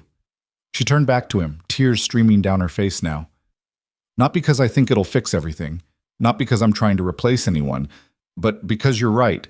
Emma deserves a real family. And maybe I deserve one too." The relief that flooded through Caleb was so intense it made him dizzy. Without thinking, he reached out and pulled Eliza into his arms, holding her close while she cried against his shoulder. She felt small and strong at the same time, her hands clutching the fabric of his shirt like she was afraid he might disappear. "We'll make this work," he murmured into her hair. "I promise you, we'll make this work." She nodded against his chest, not speaking, just holding on. They stood like that for a long time, wrapped in each other's arms while the winter light faded and Emma slept peacefully nearby. It wasn't a romantic proposal. There had been no declarations of love, no promises of passion or devotion, but it was honest, real, built on something solid enough to withstand the storms that would inevitably come.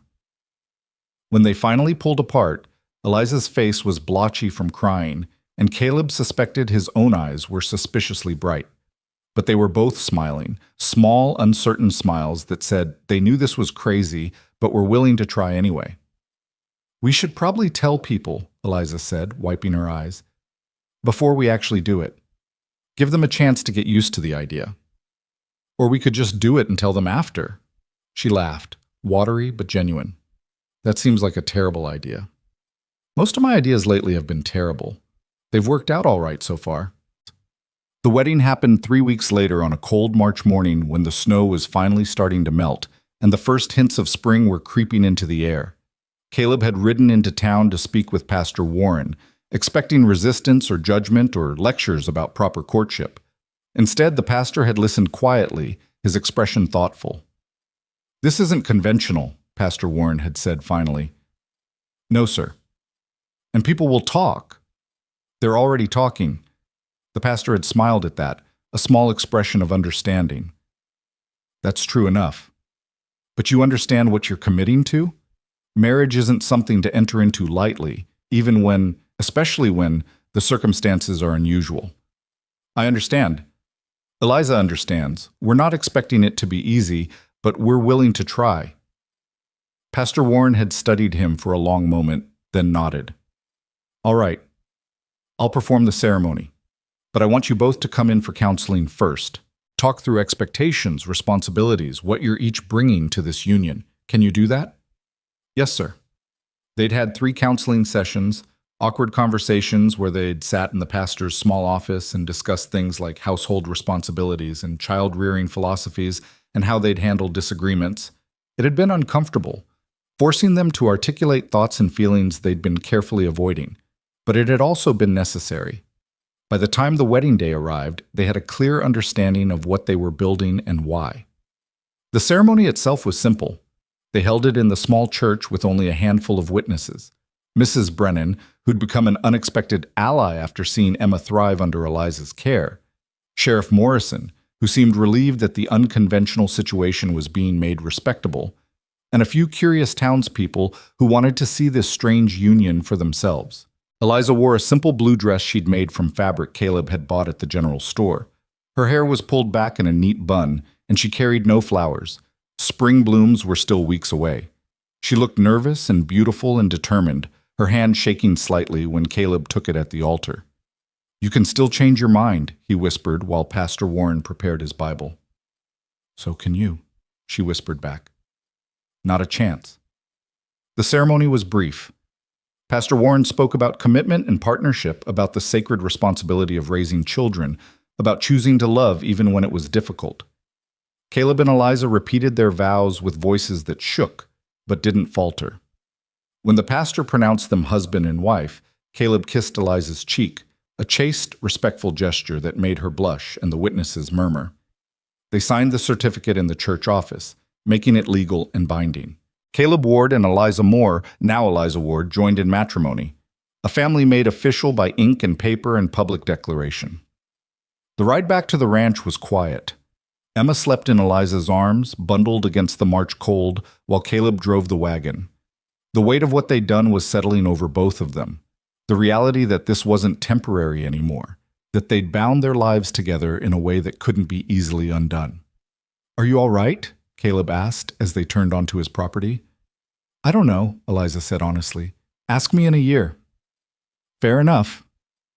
That night, after Emma was fed and sleeping, they stood in the main room of the cabin and faced the awkward reality of being married strangers. Eliza had moved her few belongings from the spare room to Caleb's room, their room now, but neither of them seemed ready to address what that meant. "I can sleep in the spare room," Caleb offered, "until you're comfortable with—" "No." Eliza cut him off, her cheeks pink. "We're married. People will expect us to share a room. And besides, Emma wakes up during the night. It doesn't make sense for one of us to be all the way across the cabin." "All right, but I don't you don't have to—" "I know." She looked at him, and there was something like gratitude in her eyes. "Thank you for understanding that." They settled into an arrangement that was equal parts practical and strange. They shared the room but gave each other space and privacy. Caleb would leave while Eliza dressed, and she'd do the same for him. At night, they'd lie on opposite sides of the bed with what felt like an ocean of distance between them, both carefully not touching, both hyper-aware of the other's presence. It was awkward and uncomfortable and nothing like what either of them had imagined marriage would be. But it worked. The weeks passed, and gradually they found a new rhythm. Caleb would wake first, start the coffee, then wake Eliza so she could feed Emma while he tended the livestock.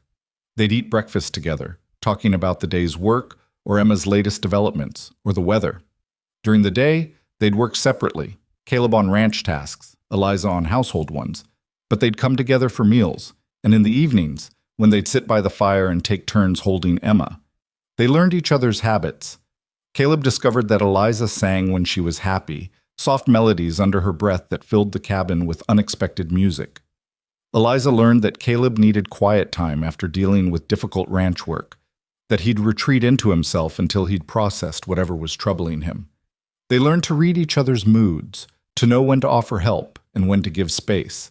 And slowly, carefully, they learned to be comfortable with each other. One evening in late March, after Emma had fallen asleep and they were sitting by the fire, Eliza spoke into the comfortable silence. "Thank you." Caleb looked up from the harness he was mending. "For what?"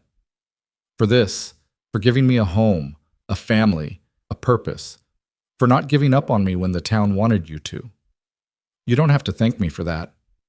"Yes, I do." She set down the shirt she was mending and looked at him directly. "I was ready to die when I showed up here. Not physically, maybe, but in every way that mattered.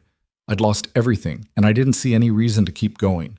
But then there was Emma, and she needed me, and you let me stay. You gave me a reason to keep living. That's not nothing." Caleb felt his throat tighten. "You gave me the same thing. When Sarah died, when Emma was dying, I was drowning. You saved us both. So we saved each other." "Yeah, I guess we did." Eliza smiled, and it transformed her face, made her look younger, lighter, like some of the grief she carried had finally started to ease. "That's not a bad foundation for a marriage." "No, it's not." They went back to their work, the fire crackling between them, Emma sleeping peacefully nearby. Outside, the last of the winter snow was melting, revealing the brown earth beneath. Spring was coming, new life, new growth, new beginnings. And inside the cabin, two people who'd been broken by loss were slowly learning how to be whole again. The challenge came 6 weeks after the wedding, on an afternoon when Caleb was out checking fence lines and Eliza was alone with Emma. She heard the horses first, multiple riders approaching fast. Her stomach dropped. She'd been expecting something like this, waiting for the other shoe to drop, for the town's tolerance to run out. She picked up Emma and moved to the window, watching as 4 men rode up to the cabin. She recognized one of them immediately. Thomas Fletcher, James Fletcher's brother.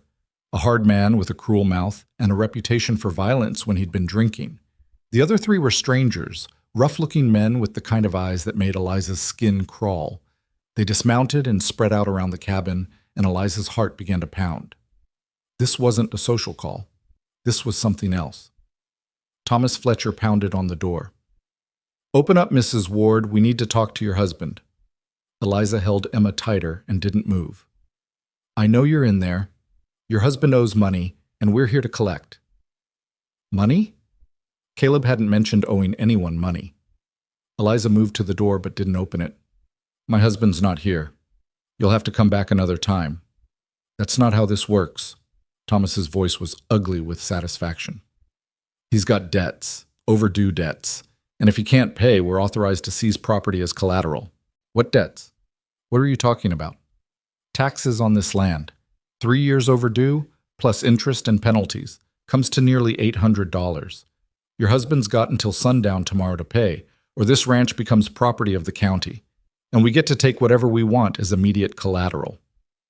Eliza's mind raced. $800 was a fortune. She had no idea if Caleb had that kind of money, no idea if this claim was even legitimate. But she knew one thing with certainty. These men weren't here to collect money. They were here to intimidate, to threaten, to take advantage of the fact that Caleb wasn't home. "I'll tell my husband when he returns," she said, keeping her voice steady. "Now please leave our property." "Or what?" Thomas laughed. "You'll make us? You're just a woman alone with a baby. What are you going to do?" Eliza looked around frantically. She knew where Caleb kept his rifle, on the rack above the door. But she'd have to open the door to reach it, and the moment she did, the men could force their way in. Emma started to cry, sensing her fear. "That's a pretty baby you got there," one of the other men called out. Be a shame if something happened to her. White-hot rage flooded through Eliza, burning away the fear. These men were threatening her daughter, and she would die before she let them harm Emma. She shifted Emma to one arm and grabbed the heavy iron poker from the fireplace. It wasn't much of a weapon, but it was something. She positioned herself by the door, ready to fight if they tried to break in. "Leave," she called out, her voice ringing with authority she didn't feel. "Leave now, or when my husband gets home, he'll make you regret ever coming here." "Big talk from a woman who's not even from around here," Thomas sneered. "Everyone knows what you are. Know you had a bastard baby and the father ran off. Know you latched on to Caleb Ward because you needed a man to take care of you. Well, guess what? He can't even take care of himself. So maybe you picked the wrong—" The shotgun blast cut him off mid-sentence. Eliza nearly dropped the poker in shock. She ran to the window and saw Caleb on horseback 50 yards out, his rifle raised, smoke curling from the barrel. He'd fired into the air, a warning shot, but his expression said the next one wouldn't be. "Get off my land!" Caleb's voice was cold and flat, carrying across the distance. "Now!" Thomas Fletcher's face had gone pale. "Now, Caleb, we're just here on official business." "Official business?" Caleb rode closer, the rifle still raised. "Official business doesn't involve 4 armed men threatening a woman and baby while her husband's away. That's called being a coward." "You owe money. $800 in back taxes." "I paid those taxes 2 years ago. Got the receipt from the county clerk in Casper. So either you're lying or someone's trying to defraud me. Either way, you've got no business here." The men exchanged glances, and Eliza saw uncertainty creep into their expressions. They'd expected to intimidate an unprotected woman. They hadn't counted on Caleb returning early, hadn't counted on him being armed and angry. "We'll be back," Thomas said, trying to save face. "With the sheriff. We'll see what he has to say about this. You do that, and while you're at it, explain to him why you threatened my wife and daughter. I'm sure he'll be very interested." The men mounted their horses and rode off, casting dark looks over their shoulders. Caleb waited until they were out of sight before dismounting and running to the cabin. Eliza threw open the door and stumbled into his arms. Emma crushed between them, all 3 of them shaking with reaction. "Are you all right? Did they hurt you?" No, they said you owed money. Said they'd take the ranch. Said—" Her voice broke. "They threatened Emma, Caleb. They threatened our daughter." His arms tightened around her. "They're gone now. They won't be back." "How do you know?" "Because their claim is false. I paid those taxes in full. Someone's trying to run a scam, and they picked the wrong family to target." But even as he said it, Caleb felt cold dread settling in his gut. The men's arrival hadn't been random. Someone had sent them. Someone who knew he'd be away from the ranch, knew Eliza would be alone. Someone who wanted to scare them, or worse. And Caleb had a good idea who that someone was. That night, Caleb didn't sleep. He sat in the rocking chair with his rifle across his lap, watching the windows, listening to every sound that might signal someone approaching. Eliza had finally fallen into an exhausted sleep after hours of trying to calm her racing heart. Emma curled safely in her arms. Every time Caleb looked at them, the rage that had been simmering since he'd seen those men at his door threatened to boil over. They'd threatened his family, his wife, his daughter. That was a line no one crossed without consequences. As soon as dawn broke, Caleb saddled his horse and rode for town, his jaw set and his hands steady despite the fury coursing through his veins. He went straight to the sheriff's office and found Tom Morrison already at his desk, coffee steaming in front of him. "Caleb," the sheriff looked up, surprised. "Didn't expect to see you this early." 4 men came to my ranch yesterday while I was out. Threatened my wife, threatened to take my property, said I owed $800 in back taxes." Caleb dropped the tax receipts on the desk, papers he'd retrieved from his strongbox that morning. "Those are paid in full, 2 years ago. So either someone made a mistake or someone's running a fraud scheme." Morrison picked up the receipts, his expression darkening as he read. "These are legitimate, stamped and signed by the county clerk." He looked up. "Who were these men?" "Thomas Fletcher and 3 others I didn't recognize. They knew I'd be away from the ranch, knew Eliza would be alone with Emma. That's not a coincidence, Tom." The sheriff's mouth thinned into a hard line. "No, It's not. He stood, reaching for his hat. I'll have a word with Thomas. Find out what this is about. I'm coming with you. Caleb? They threatened my family. I'm coming. Morrison studied him for a moment, then nodded. All right. But you let me do the talking. The last thing we need is this turning into a brawl in the middle of Main Street. They found Thomas Fletcher at his brother's store, leaning against the counter and talking to James in low tones that stopped the moment Caleb and the sheriff walked in. Thomas's face went carefully blank, but Caleb saw the flash of unease in his eyes. Thomas. Sheriff Morrison's voice was deceptively calm.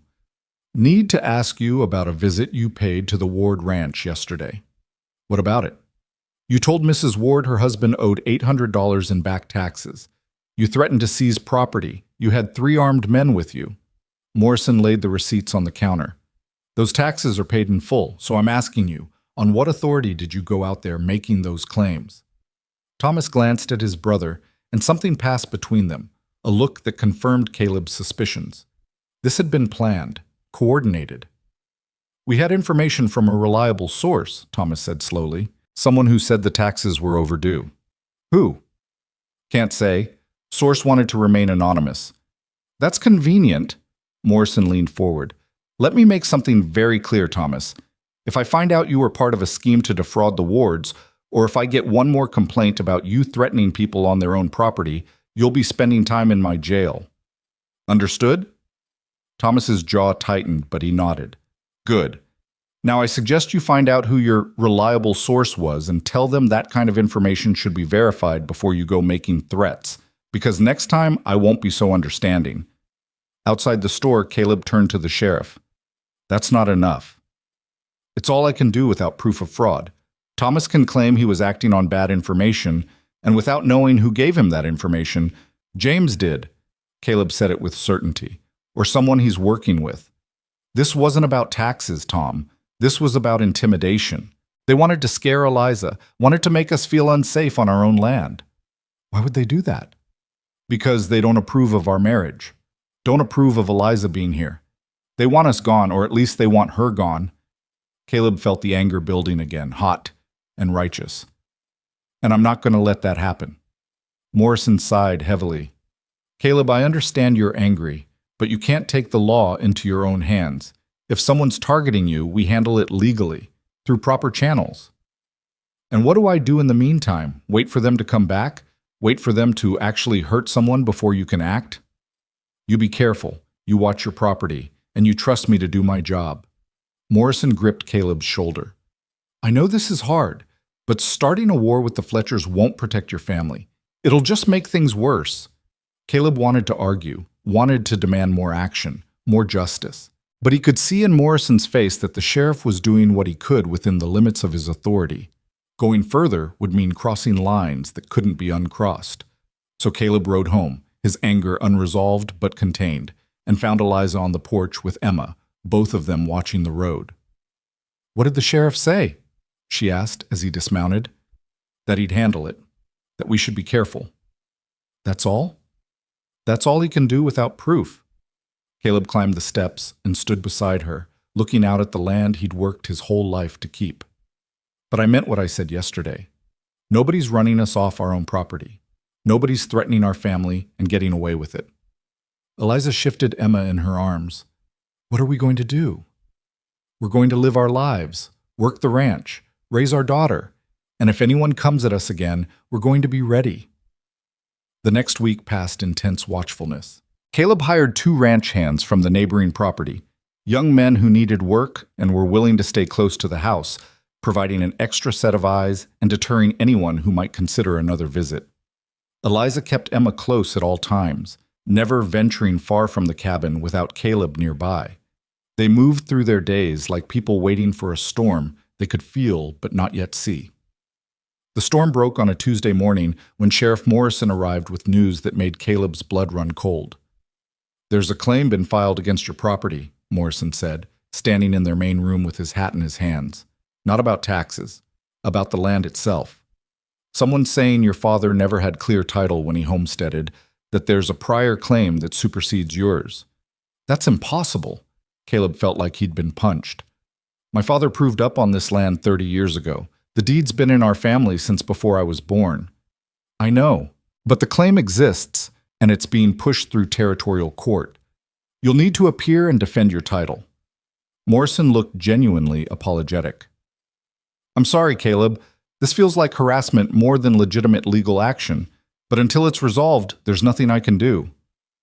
After the sheriff left, Caleb sat at the table with his head in his hands while Eliza moved around the cabin, too agitated to sit still.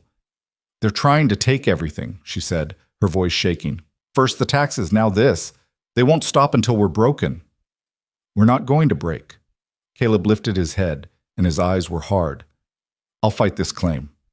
I'll go to Casper, dig up every document my father ever filed, prove this land is ours. And when I've done that, I'll find out who's behind this and make sure they understand what happens when you come after my family. What if that's not enough? What if it will be enough? He stood and crossed to her, taking her hands in his. Eliza, look at me. We've survived everything else they've thrown at us. We'll survive this too. She wanted to believe him. She could see it in her eyes, the desperate need to trust that they could weather one more crisis. But she'd been knocked down too many times to believe in easy victories. I'm scared, she whispered. Me too. But we're not running.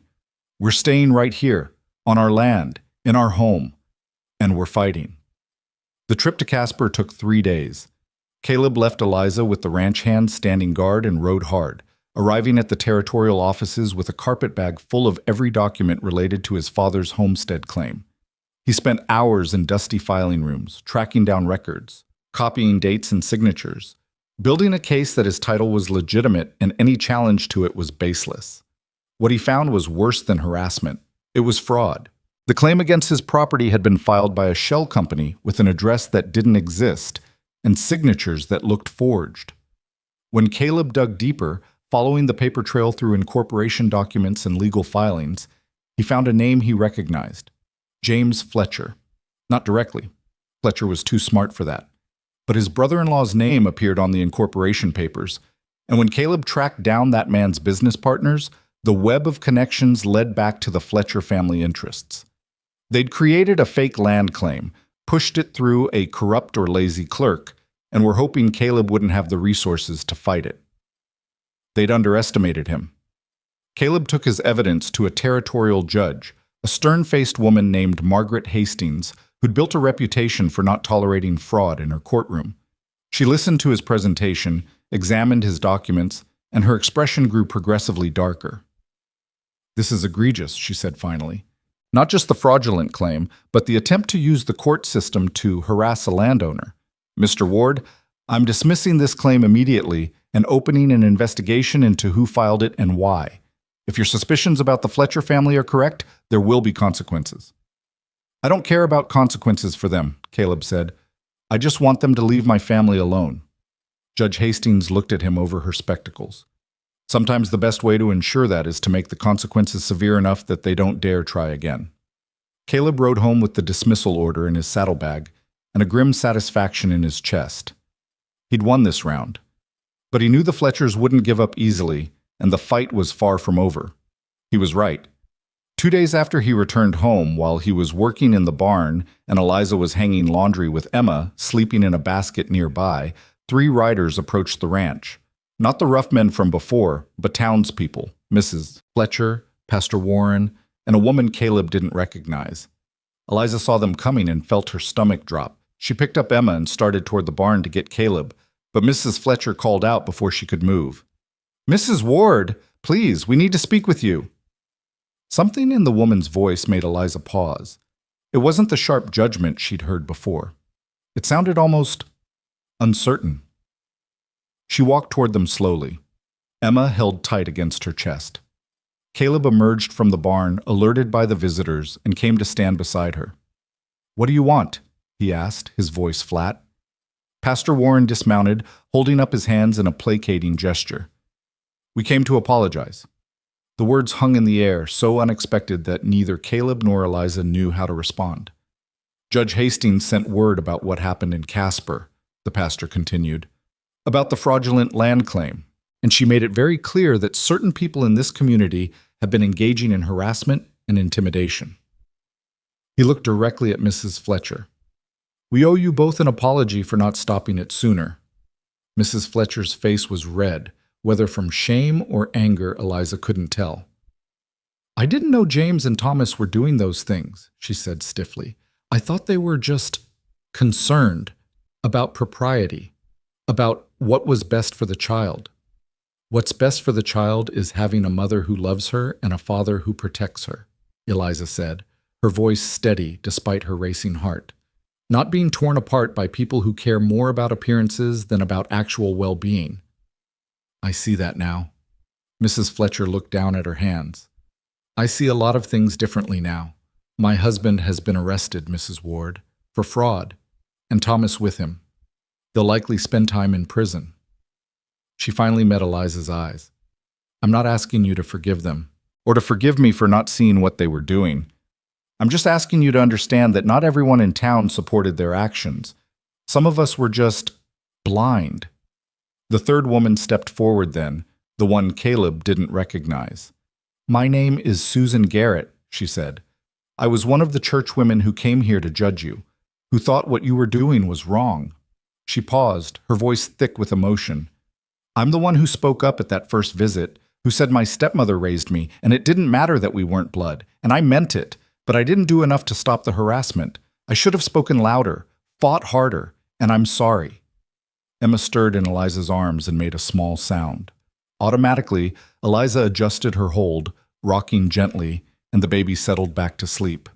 It was such a natural maternal gesture that even Mrs. Fletcher's expression softened. "She's beautiful," Mrs. Fletcher said quietly, "and she's lucky to have you." Eliza felt tears burning behind her eyes. She'd been prepared for more judgment, more threats, more reasons to feel like she didn't belong. But this awkward, painful attempt at making amends, was something she hadn't expected. "Thank you," she managed. "The rest of the town has been talking," Susan said, "since the arrests, about how wrong we were to assume the worst, about how we drove you away from community when you needed support." She looked at Caleb. "We'd like to make that right, if you'll let us. There's a barn raising next month at the Morrison place. We'd be honored if you'd come. Bring your family. Let people see that you're part of this community, not separate from it." Caleb looked at Eliza, a silent question in his eyes. She could see he'd leave the decision to her. She was the one who'd been hurt most by the town's rejection, after all. She could refuse this olive branch and no one would blame her. But Emma made another small sound, and Eliza thought about what kind of world she wanted her daughter to grow up in. One defined by grudges and isolation, or one where people could make mistakes and learn from them, where forgiveness was possible even after deep hurt. "We'll come," she said. The relief on the visitors' faces was palpable. They talked for a few more minutes, awkward but genuine, before riding away with promises to spread the word that the Wards were welcome in Bitter Creek. After they left, Caleb turned to Eliza. "You sure about this?" "No, but I think it's the right thing to do, for Emma, if not for us." He pulled her close, careful not to squish the baby between them, and pressed his forehead to hers. "You're stronger than I am." "No, just tired of fighting." The barn raising was everything Eliza had feared and hoped for in equal measure. The entire town turned out, and while there were still some cool looks and whispered conversations, there were also genuine smiles and offers of help. Women brought food and included Eliza in their conversations about child rearing and recipes. Men worked alongside Caleb, treating him with the respect of an equal rather than the suspicion of an outcast. Emma was passed from arm to arm, cooed over and admired, welcomed into the community as naturally as if she'd been born into the most conventional family imaginable. And when someone asked about her mother's death and Eliza's role in saving the baby, the story was received with admiration rather than judgment. "You did what needed doing," one older woman said, her weathered face kind. "That's what mothers do, blood or not." By the time they rode home that evening, tired and dusty and sun-weary, something had shifted. The isolation that had pressed on them for months had lifted. They were still different, still unconventional, but they were no longer outcasts. They were neighbors, community members, a family. Spring turned into summer, and the ranch flourished. Caleb hired more help, and with the extra hands he was able to expand the herd and repair the years of neglect. Eliza planted a garden that grew with astonishing vigor, providing vegetables for their table and extras to trade in town. Emma grew from a tiny infant into a chubby, cheerful baby who smiled at everyone and laughed at the slightest provocation. And slowly, carefully, Caleb and Eliza grew into their marriage. It wasn't dramatic or romantic. There were no grand declarations of love, no passionate encounters. But there was something deeper, a gradual intertwining of lives that happened in small moments, the way they learned to anticipate each other's needs, the way their hands would brush when passing Emma between them, lingering a little longer each time, the way they'd catch each other's eyes across the dinner table and smile at some shared understanding that needed no words. One night in late August, after Emma had been put to bed and they were sitting on the porch watching stars emerge in the darkening sky, Eliza spoke into the comfortable silence.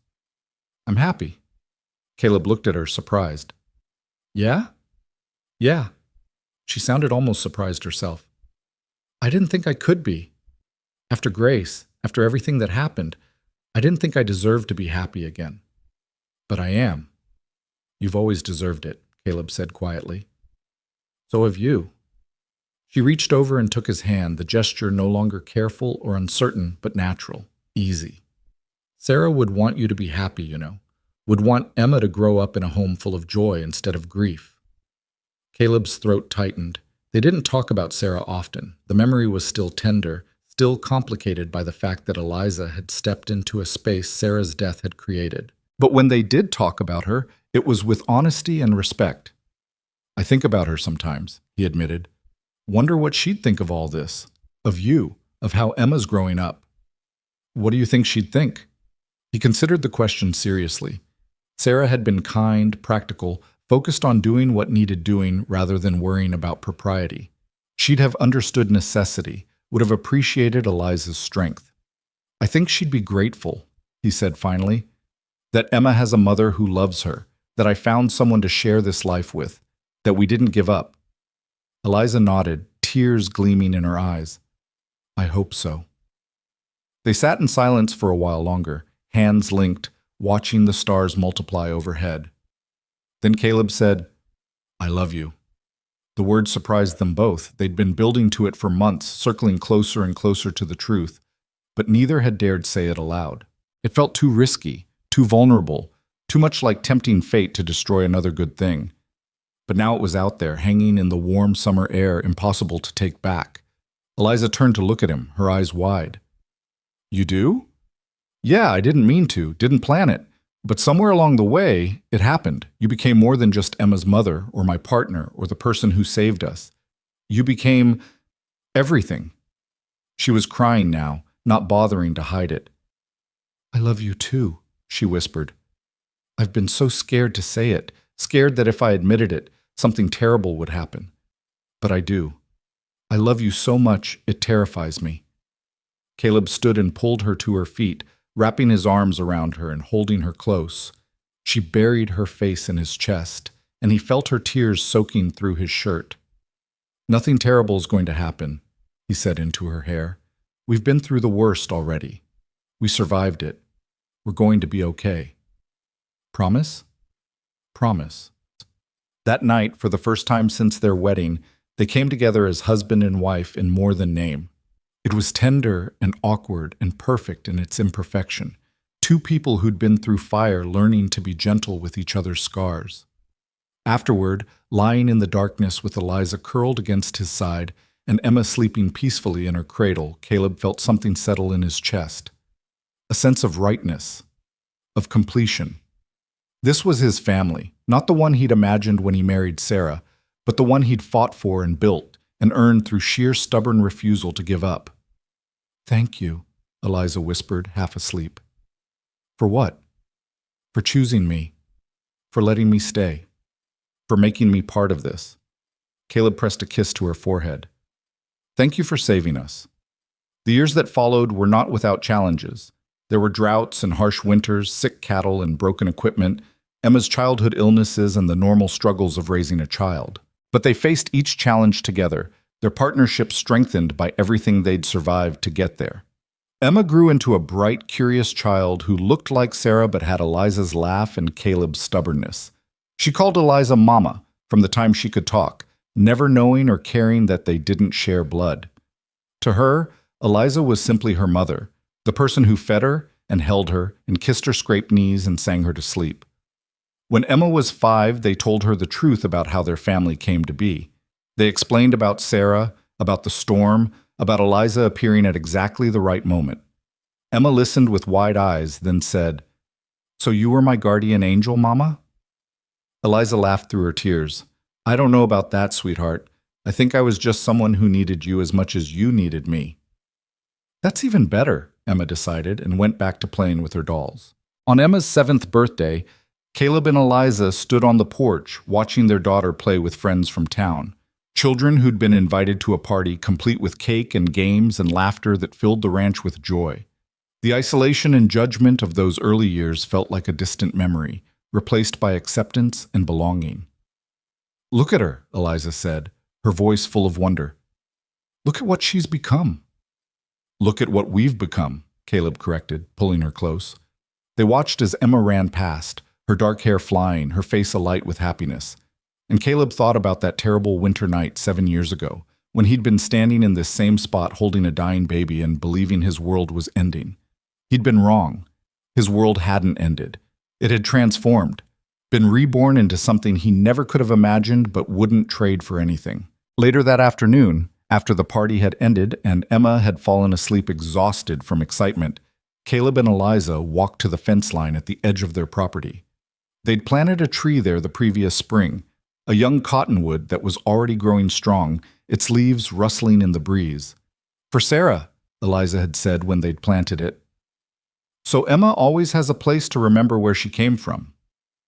Now they stood beneath its growing branches, and Caleb pulled something from his pocket. A small tin box containing the last letter Sarah had written to him, penned in the days before Emma's birth.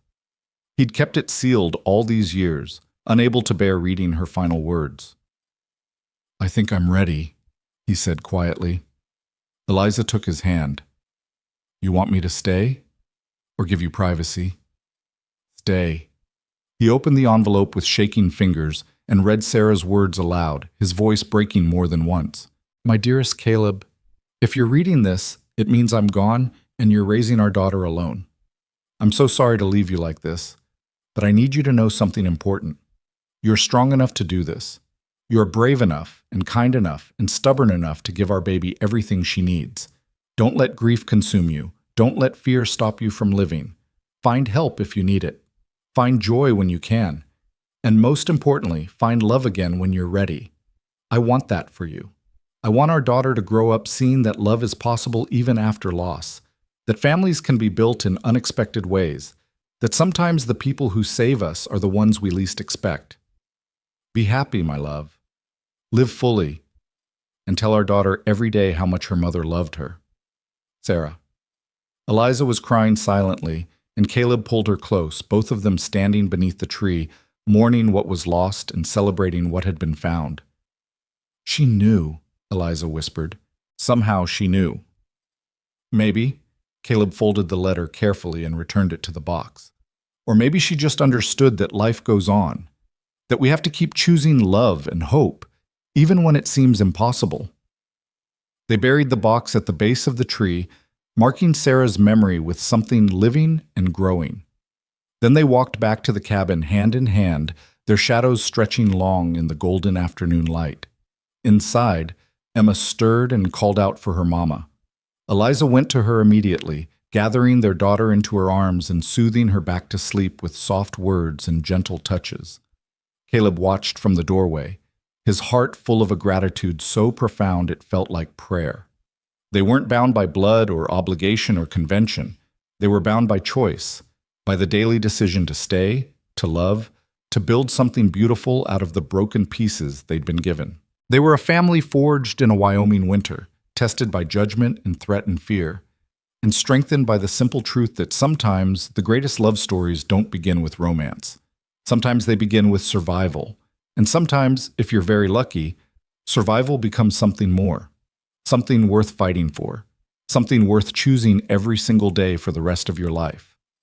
Years later, when Emma had children of her own and brought them to visit the ranch, She'd stand with them beneath the cottonwood tree and tell them the story about the storm and the stranger and the family that was built in the most unlikely way, about how her mother had saved her life twice, once by feeding her body, once by loving her soul, about how her father had taught her that family isn't about who shares your blood, but about who refuses to let you face the hard times alone.